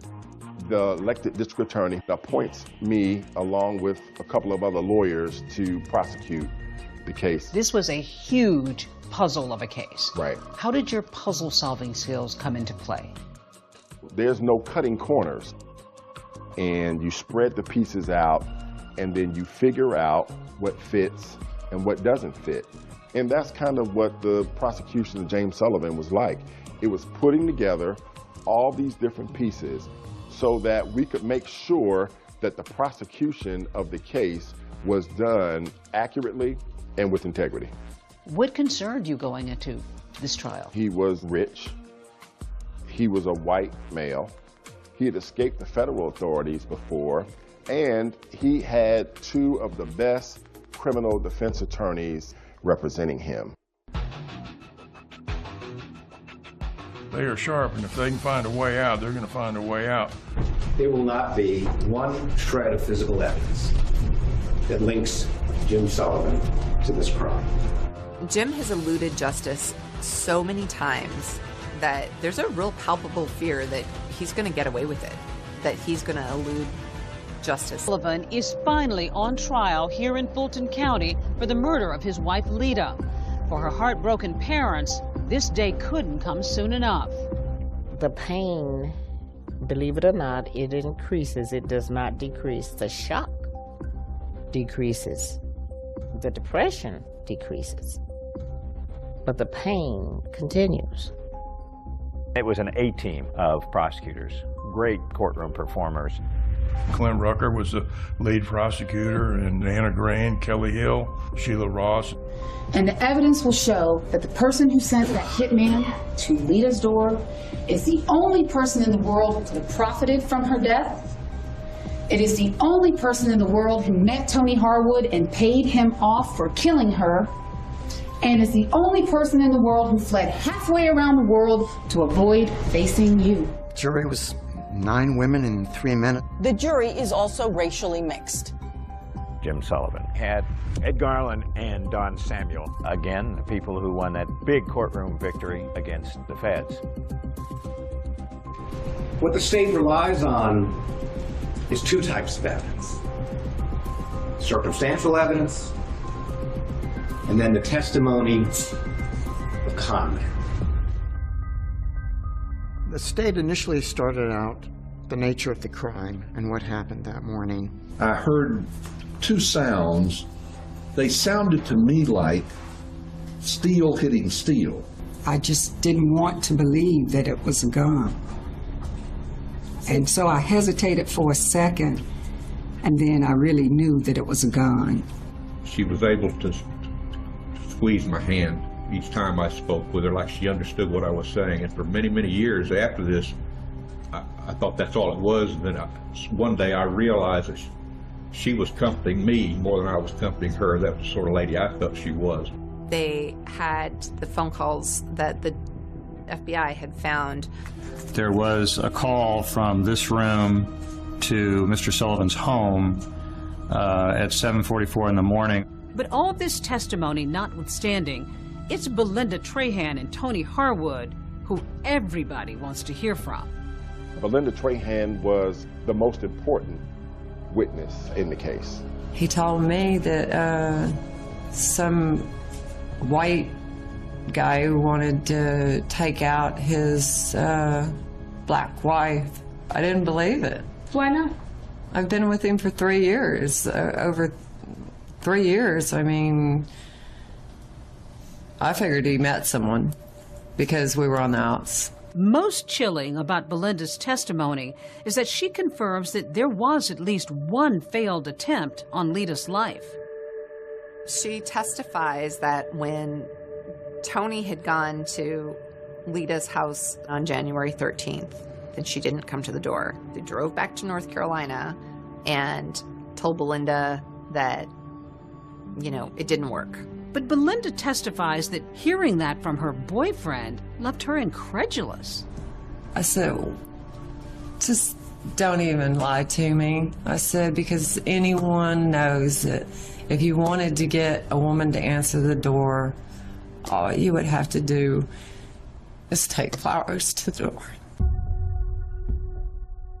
Did you in any way mean for that to be a suggestion as to how to get the job accomplished? No, not at all. Here's Belinda Trahan, and she is falling on the sword about what she did. She suggested the flowers. She suggested the flowers, and she admitted that on the stand. You brought in the diner booth where they sat. Why couldn't you just tell the jury and show pictures? I want you to see the puzzle once it's all put together. Yeah, I can show you the box. I can show you a photograph of it.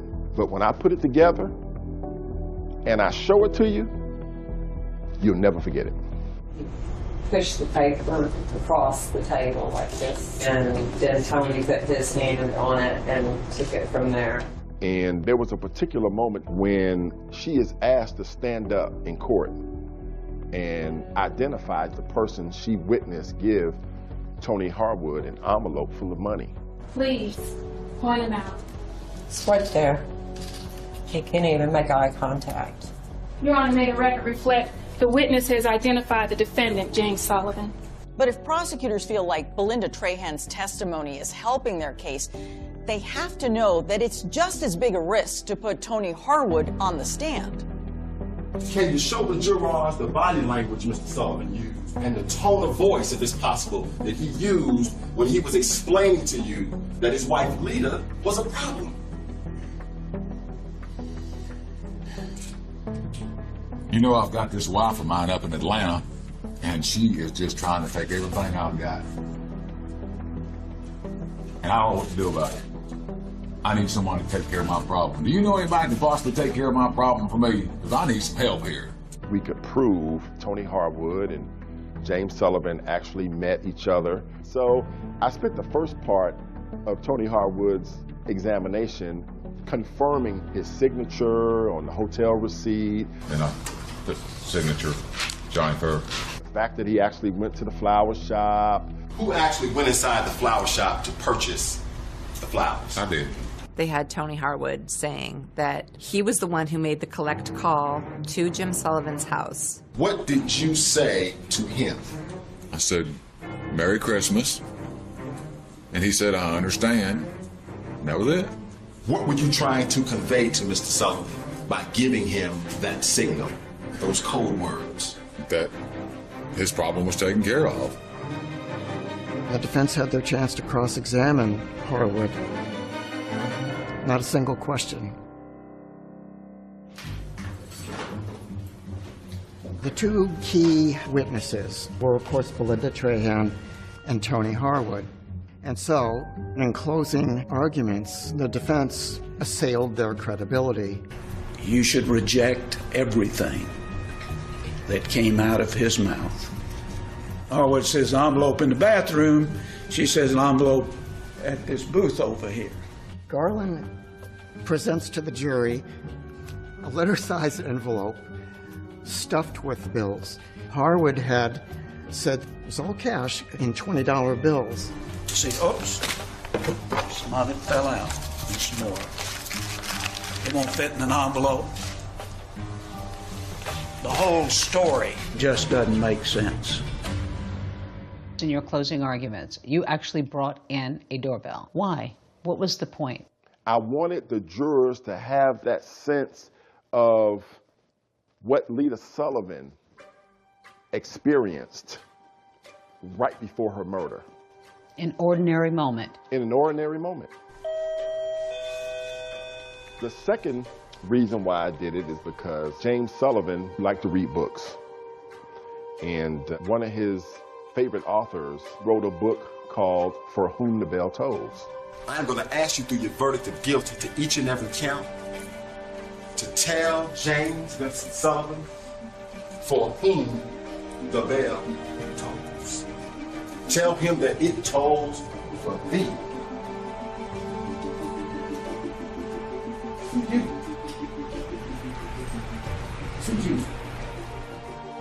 rang the doorbell 3 times.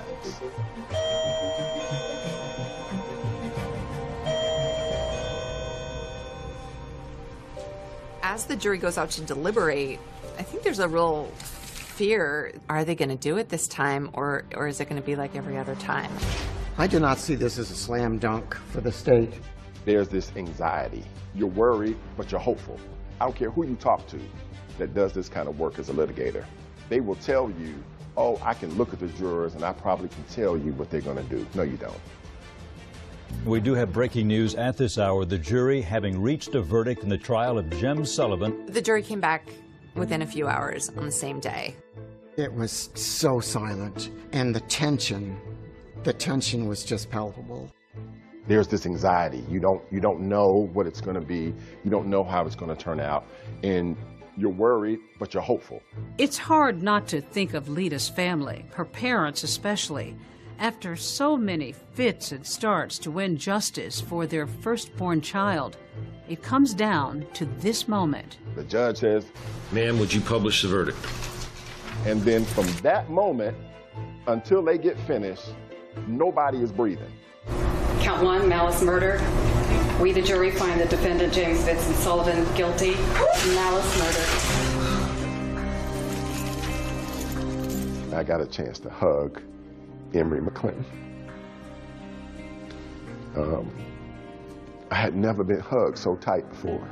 This was his baby. And we had finally, after 19 years, brought that man a sense of satisfaction. I'll never forget it. The conviction of James Sullivan was the biggest puzzle that I had solved in my career, and it is one that gave me the most satisfaction that I had ever experienced as a prosecutor. The court hears victim impact statements. What a loss it was to have Lita gone from their lives. I dream of Lita often. She is smiling and walking in my direction, and I in hers. But we never reach each other. The jury came back and gave him life in prison without the possibility of parole. I am so very pleased, and I'm happy. What we were waiting for was something in our judicial system, something to happen and to bring it all together. And that's what you see today. Why did it take 20 years, do you think? It goes back to the resources. He had privilege? White privilege, completely. He knew how to manipulate people, and he had the resources to do that. You've got a black victim, you've got a white defendant. Did race hover in this courtroom over this case at all? I think in our criminal justice system, unfortunately, race always permeates throughout a case. But I'm thankful to say the evidence in the case overcame that racial component. They never received any money. Is there money? Where is this money? He's been able to secret his money. For the McClintons, seeing him rot in a prison in South Georgia brings them a whole lot more satisfaction. This is a woman who you never met, I've never met, most of the people involved in this case never met her, and yet her life really made an impact. When somebody dies in this kind of manner, they don't stop being a member of the family, they don't stop being a member of the community, they never stop mattering.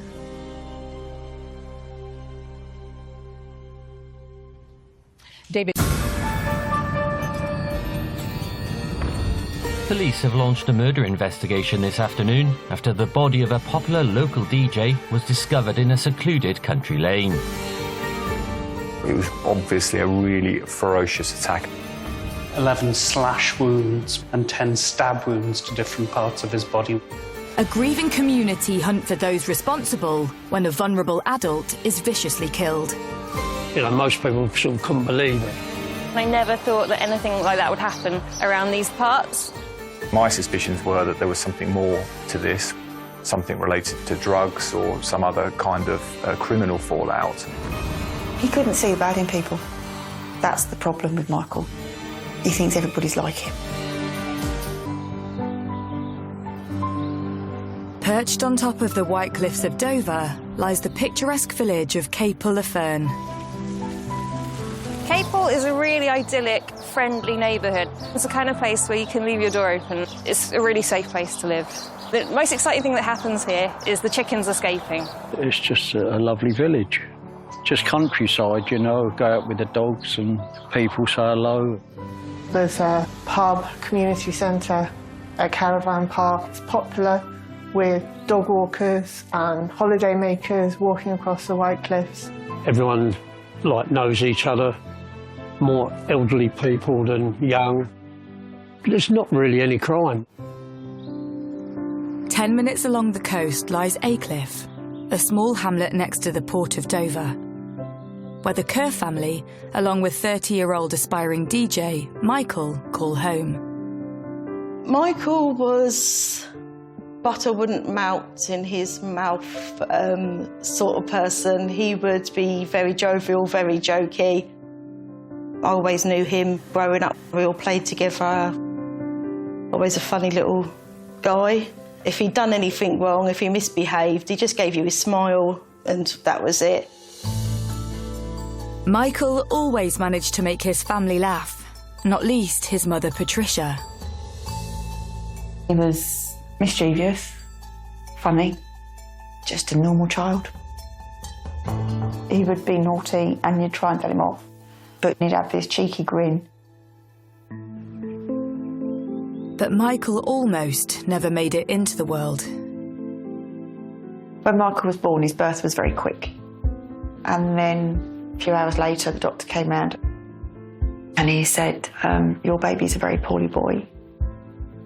There's only a 30% chance that he will survive the night. Whilst Michael did make it through the night, doctors diagnosed him with Fragile X syndrome. Michael was diagnosed when he was 6 with Fragile X syndrome. When he was 9, the doctors at Guy's Hospital dismissed Fragile X chromosome syndrome. So we've never known what was wrong with him. I'm convinced that it was cerebral palsy. I'm convinced of it. His brain would function just as normal, but his body was just that much slower. But to us, he was Michael. He didn't have a condition. He was just Michael. It never held him back. The doctors told me he would never walk. And just after his 3rd birthday, he ran across the room. Then they said he'd never ride a bike. So I go out and buy him a bike. And I can't remember how old he was when he started riding his bike, but there was no looking back once he got on that bike. As Michael grew older, he developed a passion for music and parties and became a DJ in local pubs and clubs. As we were growing up, sort of going to parties and discos and things like that, Michael would always sort of he would like to be the music man. He was the DJ. As long as Michael loved it, he would play it.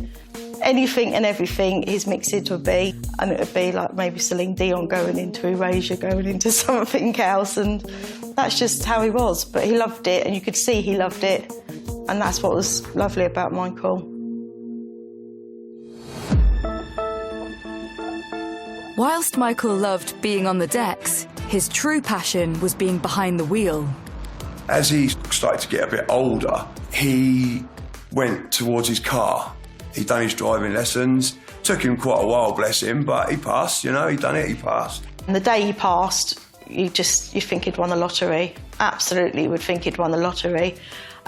He was so made up that he'd passed. The car that Michael had was like a goldy coloured Renault Clio, and it was his pride and joy. He loved it. I think he probably loved that car more than he did himself. Michael was always keen to show off his pride and joy and was known for giving locals a lift home from Dover when the pubs closed. When Michael passed his test, he just didn't drink, so he was always about, if he'd be outside, if a club finished, he'd be outside of his car. And it just led on from there. Anyone want to lift home? He always wanted to make sure that, especially girls, if there's any girls, that they got home okay, because getting a taxi late at night in Dover could become impossible. He never done it for any financial gains, he never done it for anything. It would put petrol in the car and it meant he could be driving still. So he loved and lived for driving. And I think that's where Michael's popularity came from, I think. Meeting people, you know, new friends, he would offer them lifts home, just literally out of kindness of his heart. He would always make sure that people were safe because of his niceness and how he was with people, really. But in the spring of 2013, everything changed.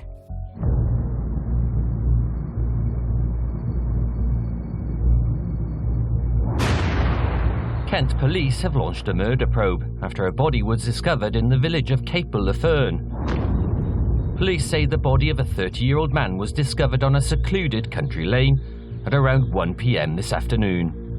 So when the police officers turned up, they saw immediately at the end of the lane, they could see Michael lying motionless a few metres away from his car. So this is the location where Michael Kerr was found. When I arrived here, Michael was lying here, face up, and then just over here was a significant pooling of blood. It was clear that it was a homicide investigation. He had significant injuries to his neck, which he couldn't have done himself. His neck was open, and it also looked as if he'd been potentially moved or dragged. There was blood splatter within the car as well. And we discovered 2 of his teeth under his body. It was obviously a really ferocious attack.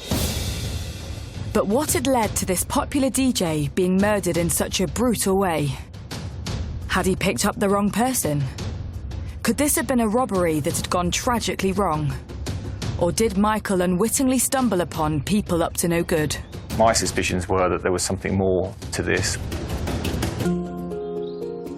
Locals in the coastal village of Capel-le-Fern are waking up to news of a brutal murder. The body of 30-year-old DJ Michael Kerr was found on Satmar Lane earlier this afternoon. Kent police are appealing for any information into the attack. I did wake up with this sick feeling in my stomach on the 10th. I've got this nervous feeling that something's going to happen. And then there was a knock at my door. And I remember seeing this woman standing there, and she asked if I was Michael's mum. And I said, yeah, what's he done? And then she just said, I'm sorry.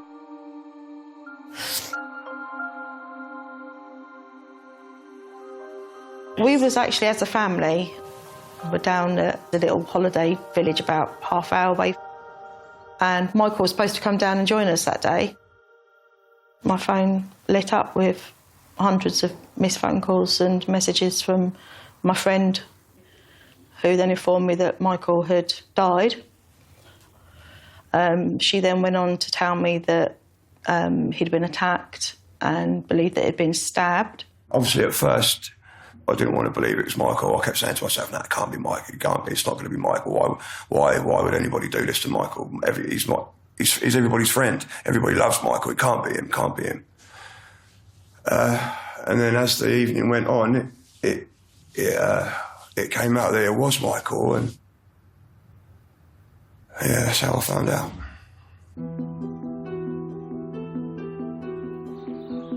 News of this horrific attack soon spreads across the quiet coastal village. I woke up and there were police everywhere. I felt sick, I felt disgusted, and I couldn't understand why someone would do what they did. You know, most people sort of couldn't believe it. A lot of the older people were a little bit unsettled.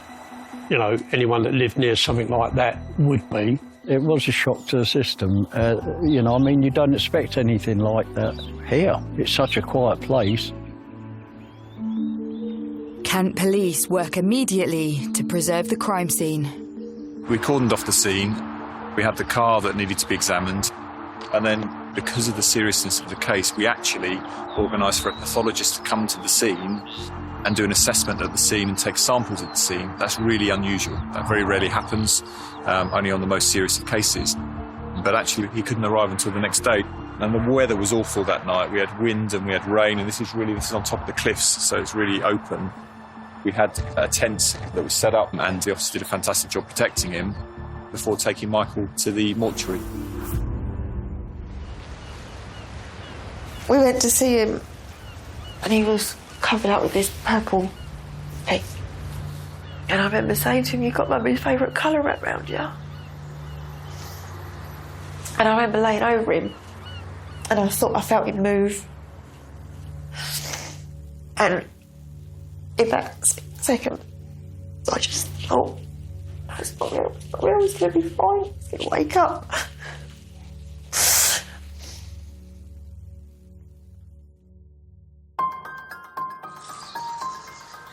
The crime scene is contained, and the search for anything which points to Michael's murderer begins. What was obvious from the initial search is that his mobile phone was missing and not found. His wallet was intact though, so there was no obvious sort of sign that it might be a robbery. With the robbery ruled out, detectives speculate whether Michael's phone holds vital information about his attacker. My suspicions were that there was something more to this. I was really suspicious. I didn't know whether it was a fallout over drugs and drug dealing. So when we first turned up, the car was actually wedged up against the bank, as if it had been driven up the bank, which went with something obviously bad going on, whether it's somebody trying to get away or something. The evidence points towards the driver trying to take Michael's car to make a hasty escape. The question is, what was Michael doing in such a secluded location? There was no relatives or no friends of Michael's to be lived anywhere near that area. There was no family he would have been seeing. No reason that Michael would have been there. It was just there because he was lured there. With little reason for Michael to be at Satmar Lane, suspicions grow within the local community. So Dover is obviously a major travel hub. It has the port, it's a major thoroughfare across the channel. And Aycliffe is to the west of the town and is very close to a lorry park. A lot of transient people coming and going, lorry drivers, travellers, tourists. So the idea that Michael Kerr could have been killed by someone just passing through was quite suggestible. Detectives need to keep an open mind.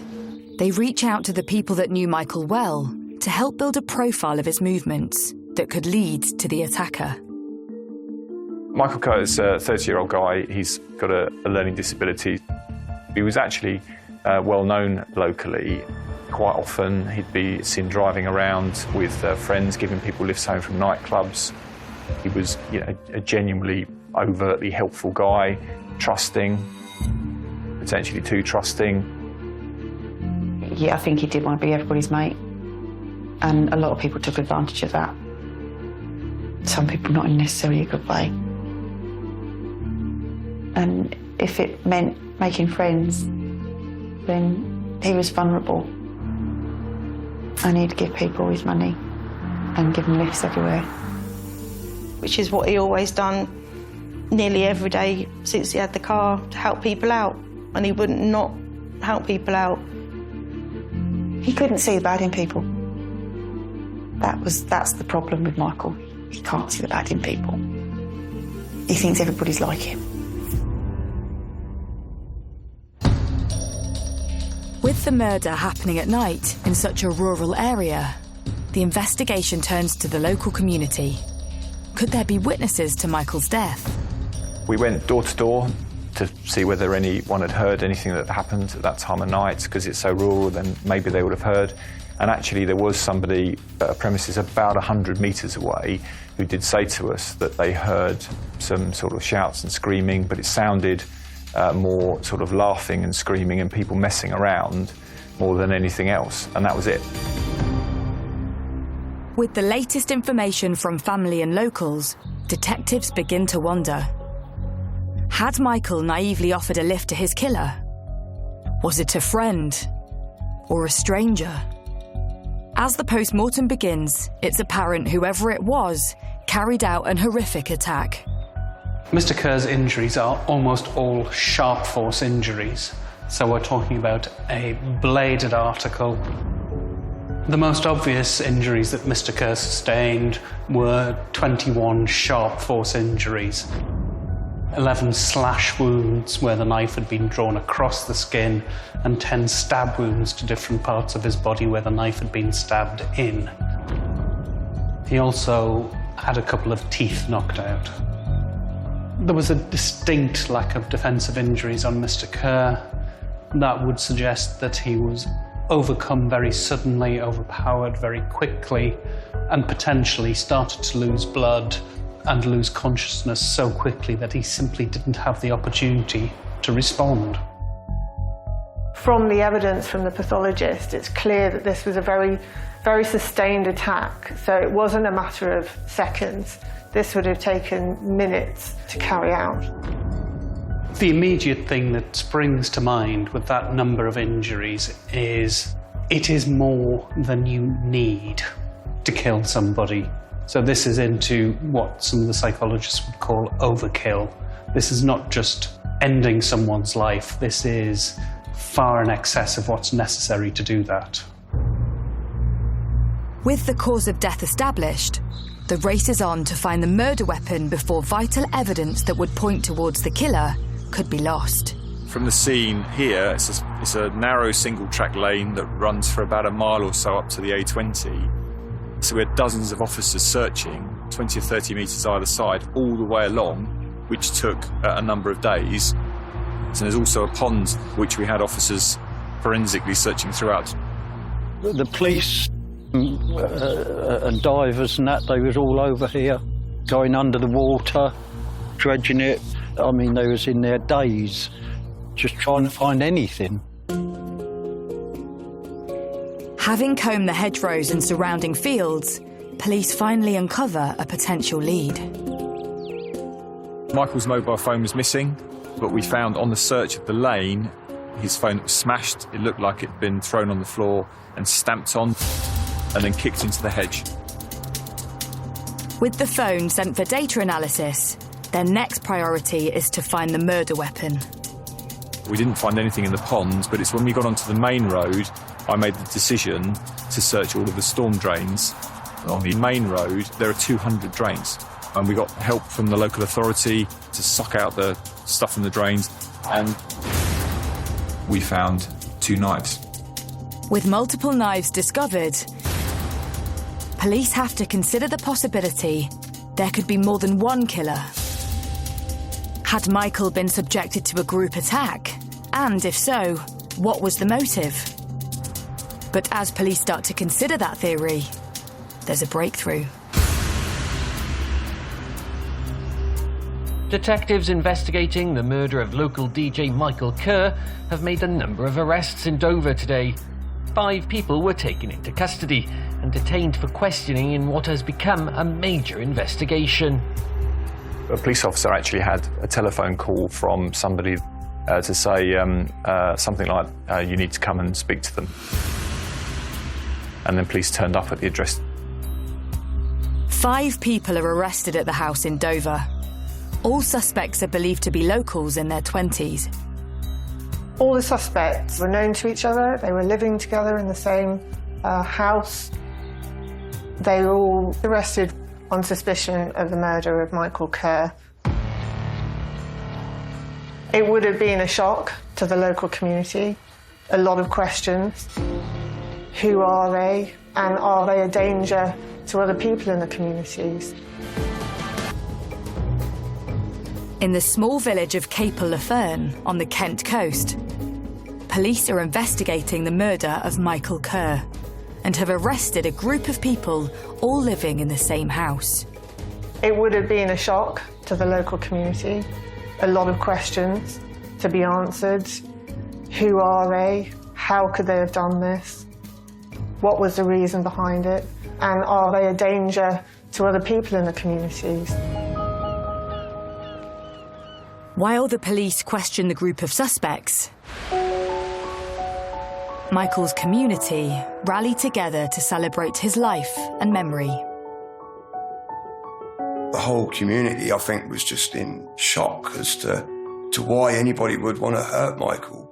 The way the community got together, just for the remembrance of Michael, really, a few days afterwards was astonishing. It was something you'd see of a movie or something, you know. It's like literally the whole of Dover came together for Michael, basically, literally just for Michael.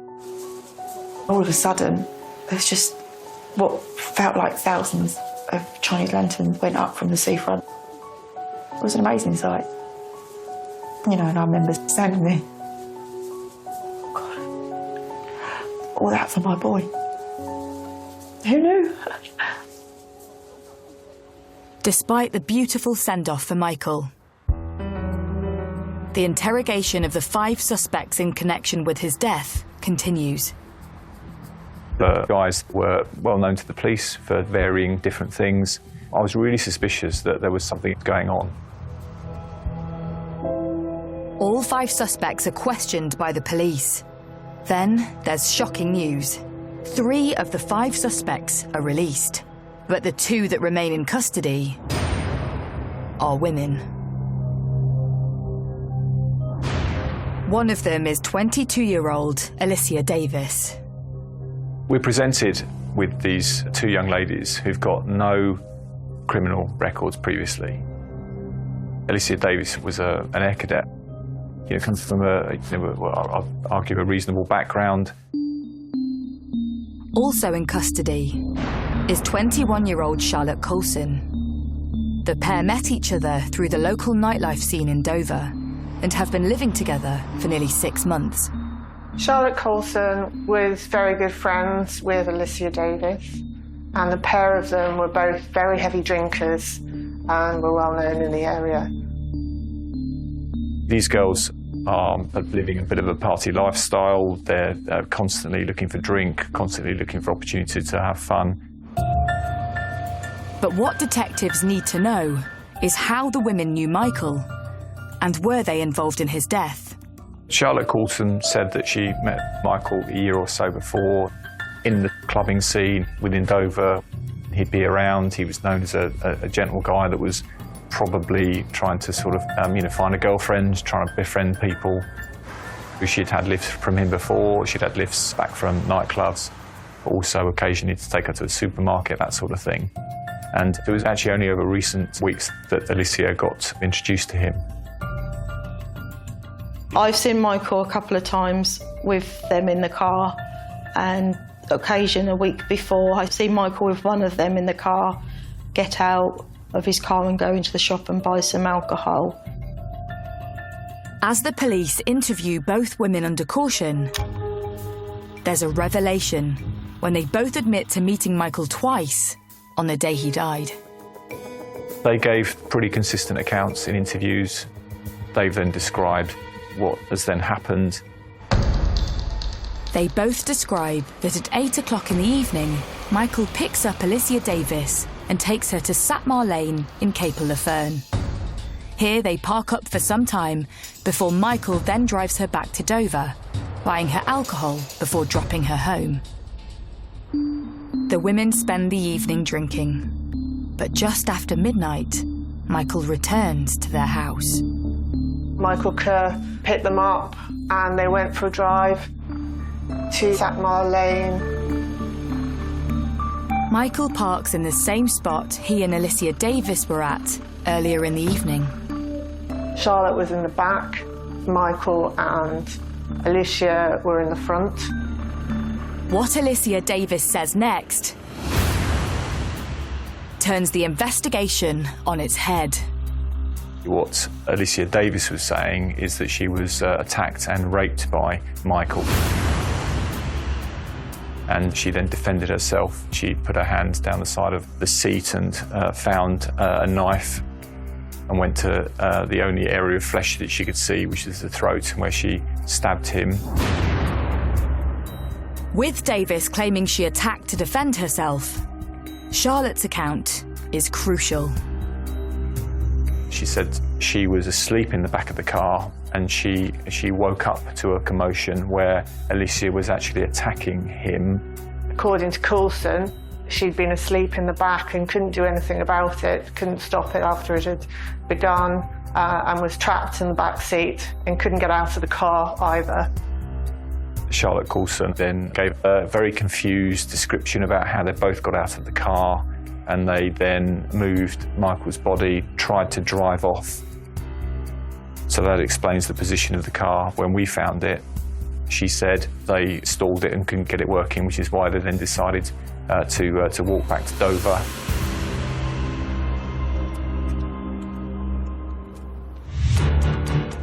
With Davis claiming she stabbed Michael in self-defence, and Coulson adamant she was not involved, simply a bystander at the scene, the police need to examine the evidence to establish if their defences could in fact be the truth. There was quite a lot of work for us to do, and certainly not make any presumptions, because for two young ladies not known to police before, no evidence of violence, to go from nothing to not just harming, killing somebody, but ferocious attack, that just did not make sense. In their search for the truth, police obtained CCTV evidence from the local area. I let them know that I had CCTV and people were on CCTV. It was actually a premises close by that we got CCTV from that showed the vehicle going past, which enabled us to time when they turned up at the scene. We also were able to get some information from telephone analysis of movements of phones, so it all tied up to the early hours of the 10th of April. By comparing CCTV and telephone mass data, detectives are able to confirm Michael's car arrived in Capel-le-Fern shortly after 2 a.m. But when they examine both suspects' phones, they uncover some crucial information that throws the girls' version of events into serious question. We used some techniques to recover some deleted messages, some messages that we know that were definitely deleted, that timed at exactly the time that the CCTV showed that the car arrived. And there's an exchange between Coulson and Davis by text message, whilst clearly Michael is driving to the end, basically saying, "Go now. Now do it now." And Davis responding to Coulson to say, "No, I can't. You're going to have to start." And then a message back saying, "Right, let's do it. Let's go." And then a text message saying, "Let's party." And this is within 3 minutes of passing the CCTV and being in that area. So that in itself is then indicating that they planned it. And both girls are involved in it, which goes against Coulson, who's then trying to say, "Well, I was asleep in the back. You know, my mate did it." Police believe the text messages prove Michael's death wasn't in self-defense, but a well-planned attack.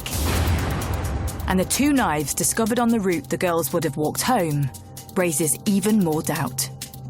Their defence was that he had raped Alicia Davis and that she happened to discover a knife. Taking that with the knives that we recovered from the drain, when we compared the knives to knives in the premises in Dover, there were two knife sets, and these knives were the ones that were missing from the knife sets. So the girls took the knives with them. This isn't I found the knife and I'm protecting myself because he's raping me. They've planned to murder him. A further search of the women's house uncovers more evidence. We later discover that there's a fire in the back garden. And we find what looks like clothing that's been set alight. The others in the premises say that when they came home, they started putting clothes in the washing machine, but it was the burnt clothing that we were then able to match to them wearing before the event. The act of burning the clothes, was sufficient for us to get a charge. With all the evidence pointing away from the claim of self-defense, Alicia Davis and Charlotte Coulson are charged with Michael Kerr's murder. I think a lot of people were shocked. You know, 2 young females. Anyone in their right mind would be, you know, sort of amazed that they could do something. A 21-year-old and a 22-year-old with no previous convictions or knowledge to police. Why did they kill Michael? 22-year-old Alicia Davis and 21-year-old Charlotte Coulson have been charged with the murder of aspiring DJ Michael Kerr. But the question on everyone's lips is, why would 2 girls with no criminal backgrounds kill a man in such a brutal way? Today, the trial of 2 young women is set to begin in central London for the murder of a 30-year-old man in the village of Capel-le-Fern, Dover. With both girls pleading not guilty, the horrific details of Michael's death are to be laid bare in court. The trial was actually moved out of Kent. There was a decision made because of the local interest and the seriousness of the case that it was allocated to the Old Bailey.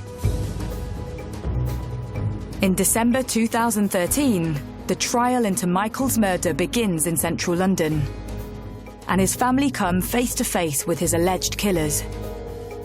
They both were brought in, sat in their separate spaces in the court, heads down, didn't look up, didn't acknowledge anybody, just kept their heads down. They would be sat there laughing and joking, but as soon as the judge and jury came in, they would sit there with their heads down, behave themselves. And I didn't know I was capable of hating somebody as much as I hate. They showed no remorse, nothing, absolutely nothing.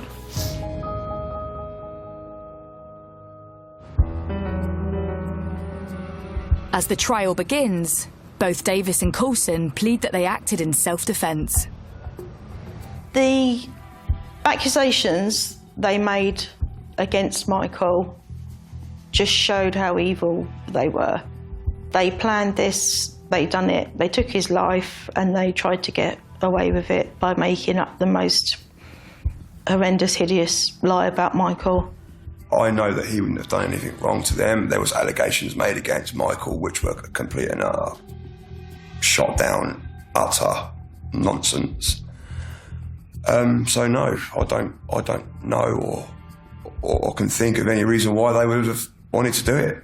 Just out of pure evil, I suppose. No matter how much they prepared us for it, when you hear what they're saying in their interviews in that courtroom, and you hear the accusations about my son, nothing prepares you for that. Key to the prosecution's case is establishing that Alicia Davis's version of events were not true. It was alleged that Michael Kerr had tried to rape Alicia in the car. So Alicia had acted in self-defence by stabbing him multiple times. To disprove Alicia's defence, we actually took the gold Clio to the Old Bailey, parked it in the rear yard, and the judge and the jury all came out to inspect it. We thought that was really important because when she describes what happened with him effectively undressing and then undressing her in the act of rape, you only have to look at the car and the size of the car on the inside to say that couldn't possibly happen. You know, even 3 people in it would have been quite tight. New evidence revealed in court further questions their defence. Another thing that we discovered later is that there were actually text messages on Charlotte Coulson's phone to Michael after he was dead to say, why haven't you come to pick us up? Why we haven't heard from you? Clearly trying to misdirect the police investigation to say, well, we never saw him. She tried to establish a false alibi, which is quite a cynical move after the murder, to try and make it seem as if she thought that he was still alive. As the trial progresses, further information as to why the defendants met with Michael that day comes to light. Alicia Davis and actually admitted earlier that she had had sex with Michael for money. Charlotte Coulson said she's the one that actually had organised for Alicia to have sex with him for money. They needed £20 to pay for alcohol. Charlotte Coulson virtually pimped out her friend, Alicia, to go and have sex with Michael. It doesn't seem like an awful lot of money. It's essentially beer money for them. But it seems that Alicia agreed to that. Finally, the court is presented with a possible motive for the brutal killing. On the face of it, the girls are worried that they've prostituted Alicia to get money for alcohol, and that Michael, as a vulnerable adult, now thinks that he's got a girlfriend in a relationship. So is the only motivation then to stop that happening? Instead of saying, no, that's not what it is, Michael, to actually lure him in and kill him. They egged each other on. They drank very, very heavily. And from there, they decide to perhaps teach him a lesson, to punish him. Still, Coulson maintains she wasn't involved in the vicious attack, and that Alicia Davis acted alone. But having discovered 2 knives, the court hears damning evidence which suggests a different story. With stab wounds, like with any other sort of wound, you're looking at where they are, how deep they are, what angle they're going in at. The injuries were widely distributed on Mr. Kerr's body, so they're not all focused in one place. If they're all over his body, if the injuries are slightly different in different places, it's suggesting more than one assailant. The judge's view later was that Charlotte Coulson was just as involved, and actually probably, because of the position of the wounds on the neck, that they were from behind. That Charlotte pulled his hair, pulled his chin back, and slashed his throat a number of times. And the injuries are horrific. The stab to the chest by Alicia that she's admitted, there's evidence that she took the knife partially out of his chest and moved the position of it to make sure that she hit his heart. I mean, that comes across with such callousness. The extreme of violence from where you wouldn't expect it is just incredible.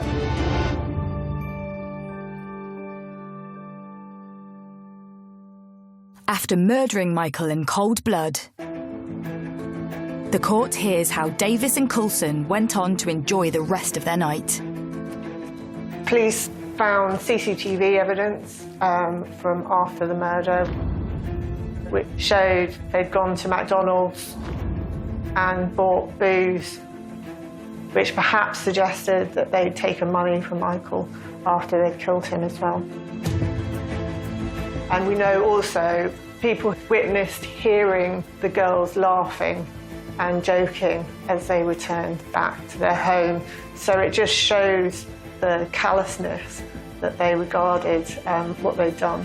I've dealt with many, many murders over the years, and this is up there. You know, for girls with nothing in their background that indicates that they would go down a path of criminality, it just does not make sense. They were both very heavy drinkers. They had a bit of a toxic friendship. And I think it would be too simple an explanation to say they did it for a couple of pounds for the price of a McDonald's. But together, they proved to be an absolutely deadly combination. After a grueling 3-week trial, the jury returns its verdict.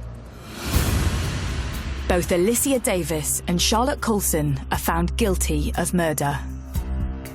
Davis is sentenced to life, with a minimum of 25 years.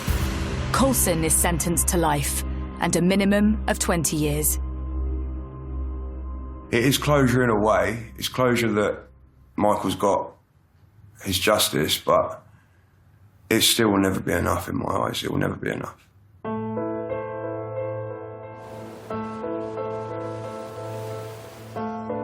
They both should have got longer. I don't know much about prison, only what I've seen on television. I really hope they're not having an easy time. I hope they're not having an easy time. I don't think people can change. If there's evil in those people like that, there wasn't just one attack, there was two people doing a vicious attack on him. So they should pay for it with their lives. So many people have said, a life for a life. I don't want that. No, I don't want them to die. Because in my head, every night when those lights are out, they see and they hear and they are haunted by what they've done to my boy. And it torments them.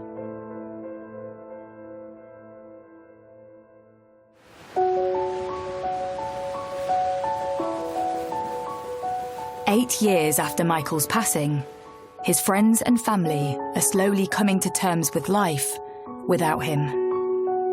The fact is now we can smile and laugh and remember Mike for who he was and what he meant to us, rather than the way that he was taken. Just the biggest smile, absolutely loving life. Love him to bits and miss him completely. I think what happened to Michael shook the whole community. And I don't think Michael realised how loved he was. Life stops for you. The world still revolves for everybody else. But it doesn't revolve for you. But I was told once that I've got to let him go. I've got to let go of the anger. I've got to let go of the pain. I've got to let him go. I can't. I don't want the pain to go because I'm scared that if the pain goes, he goes. And all while I've got the pain, I've got him. I don't know if that's normal, but that's how I feel.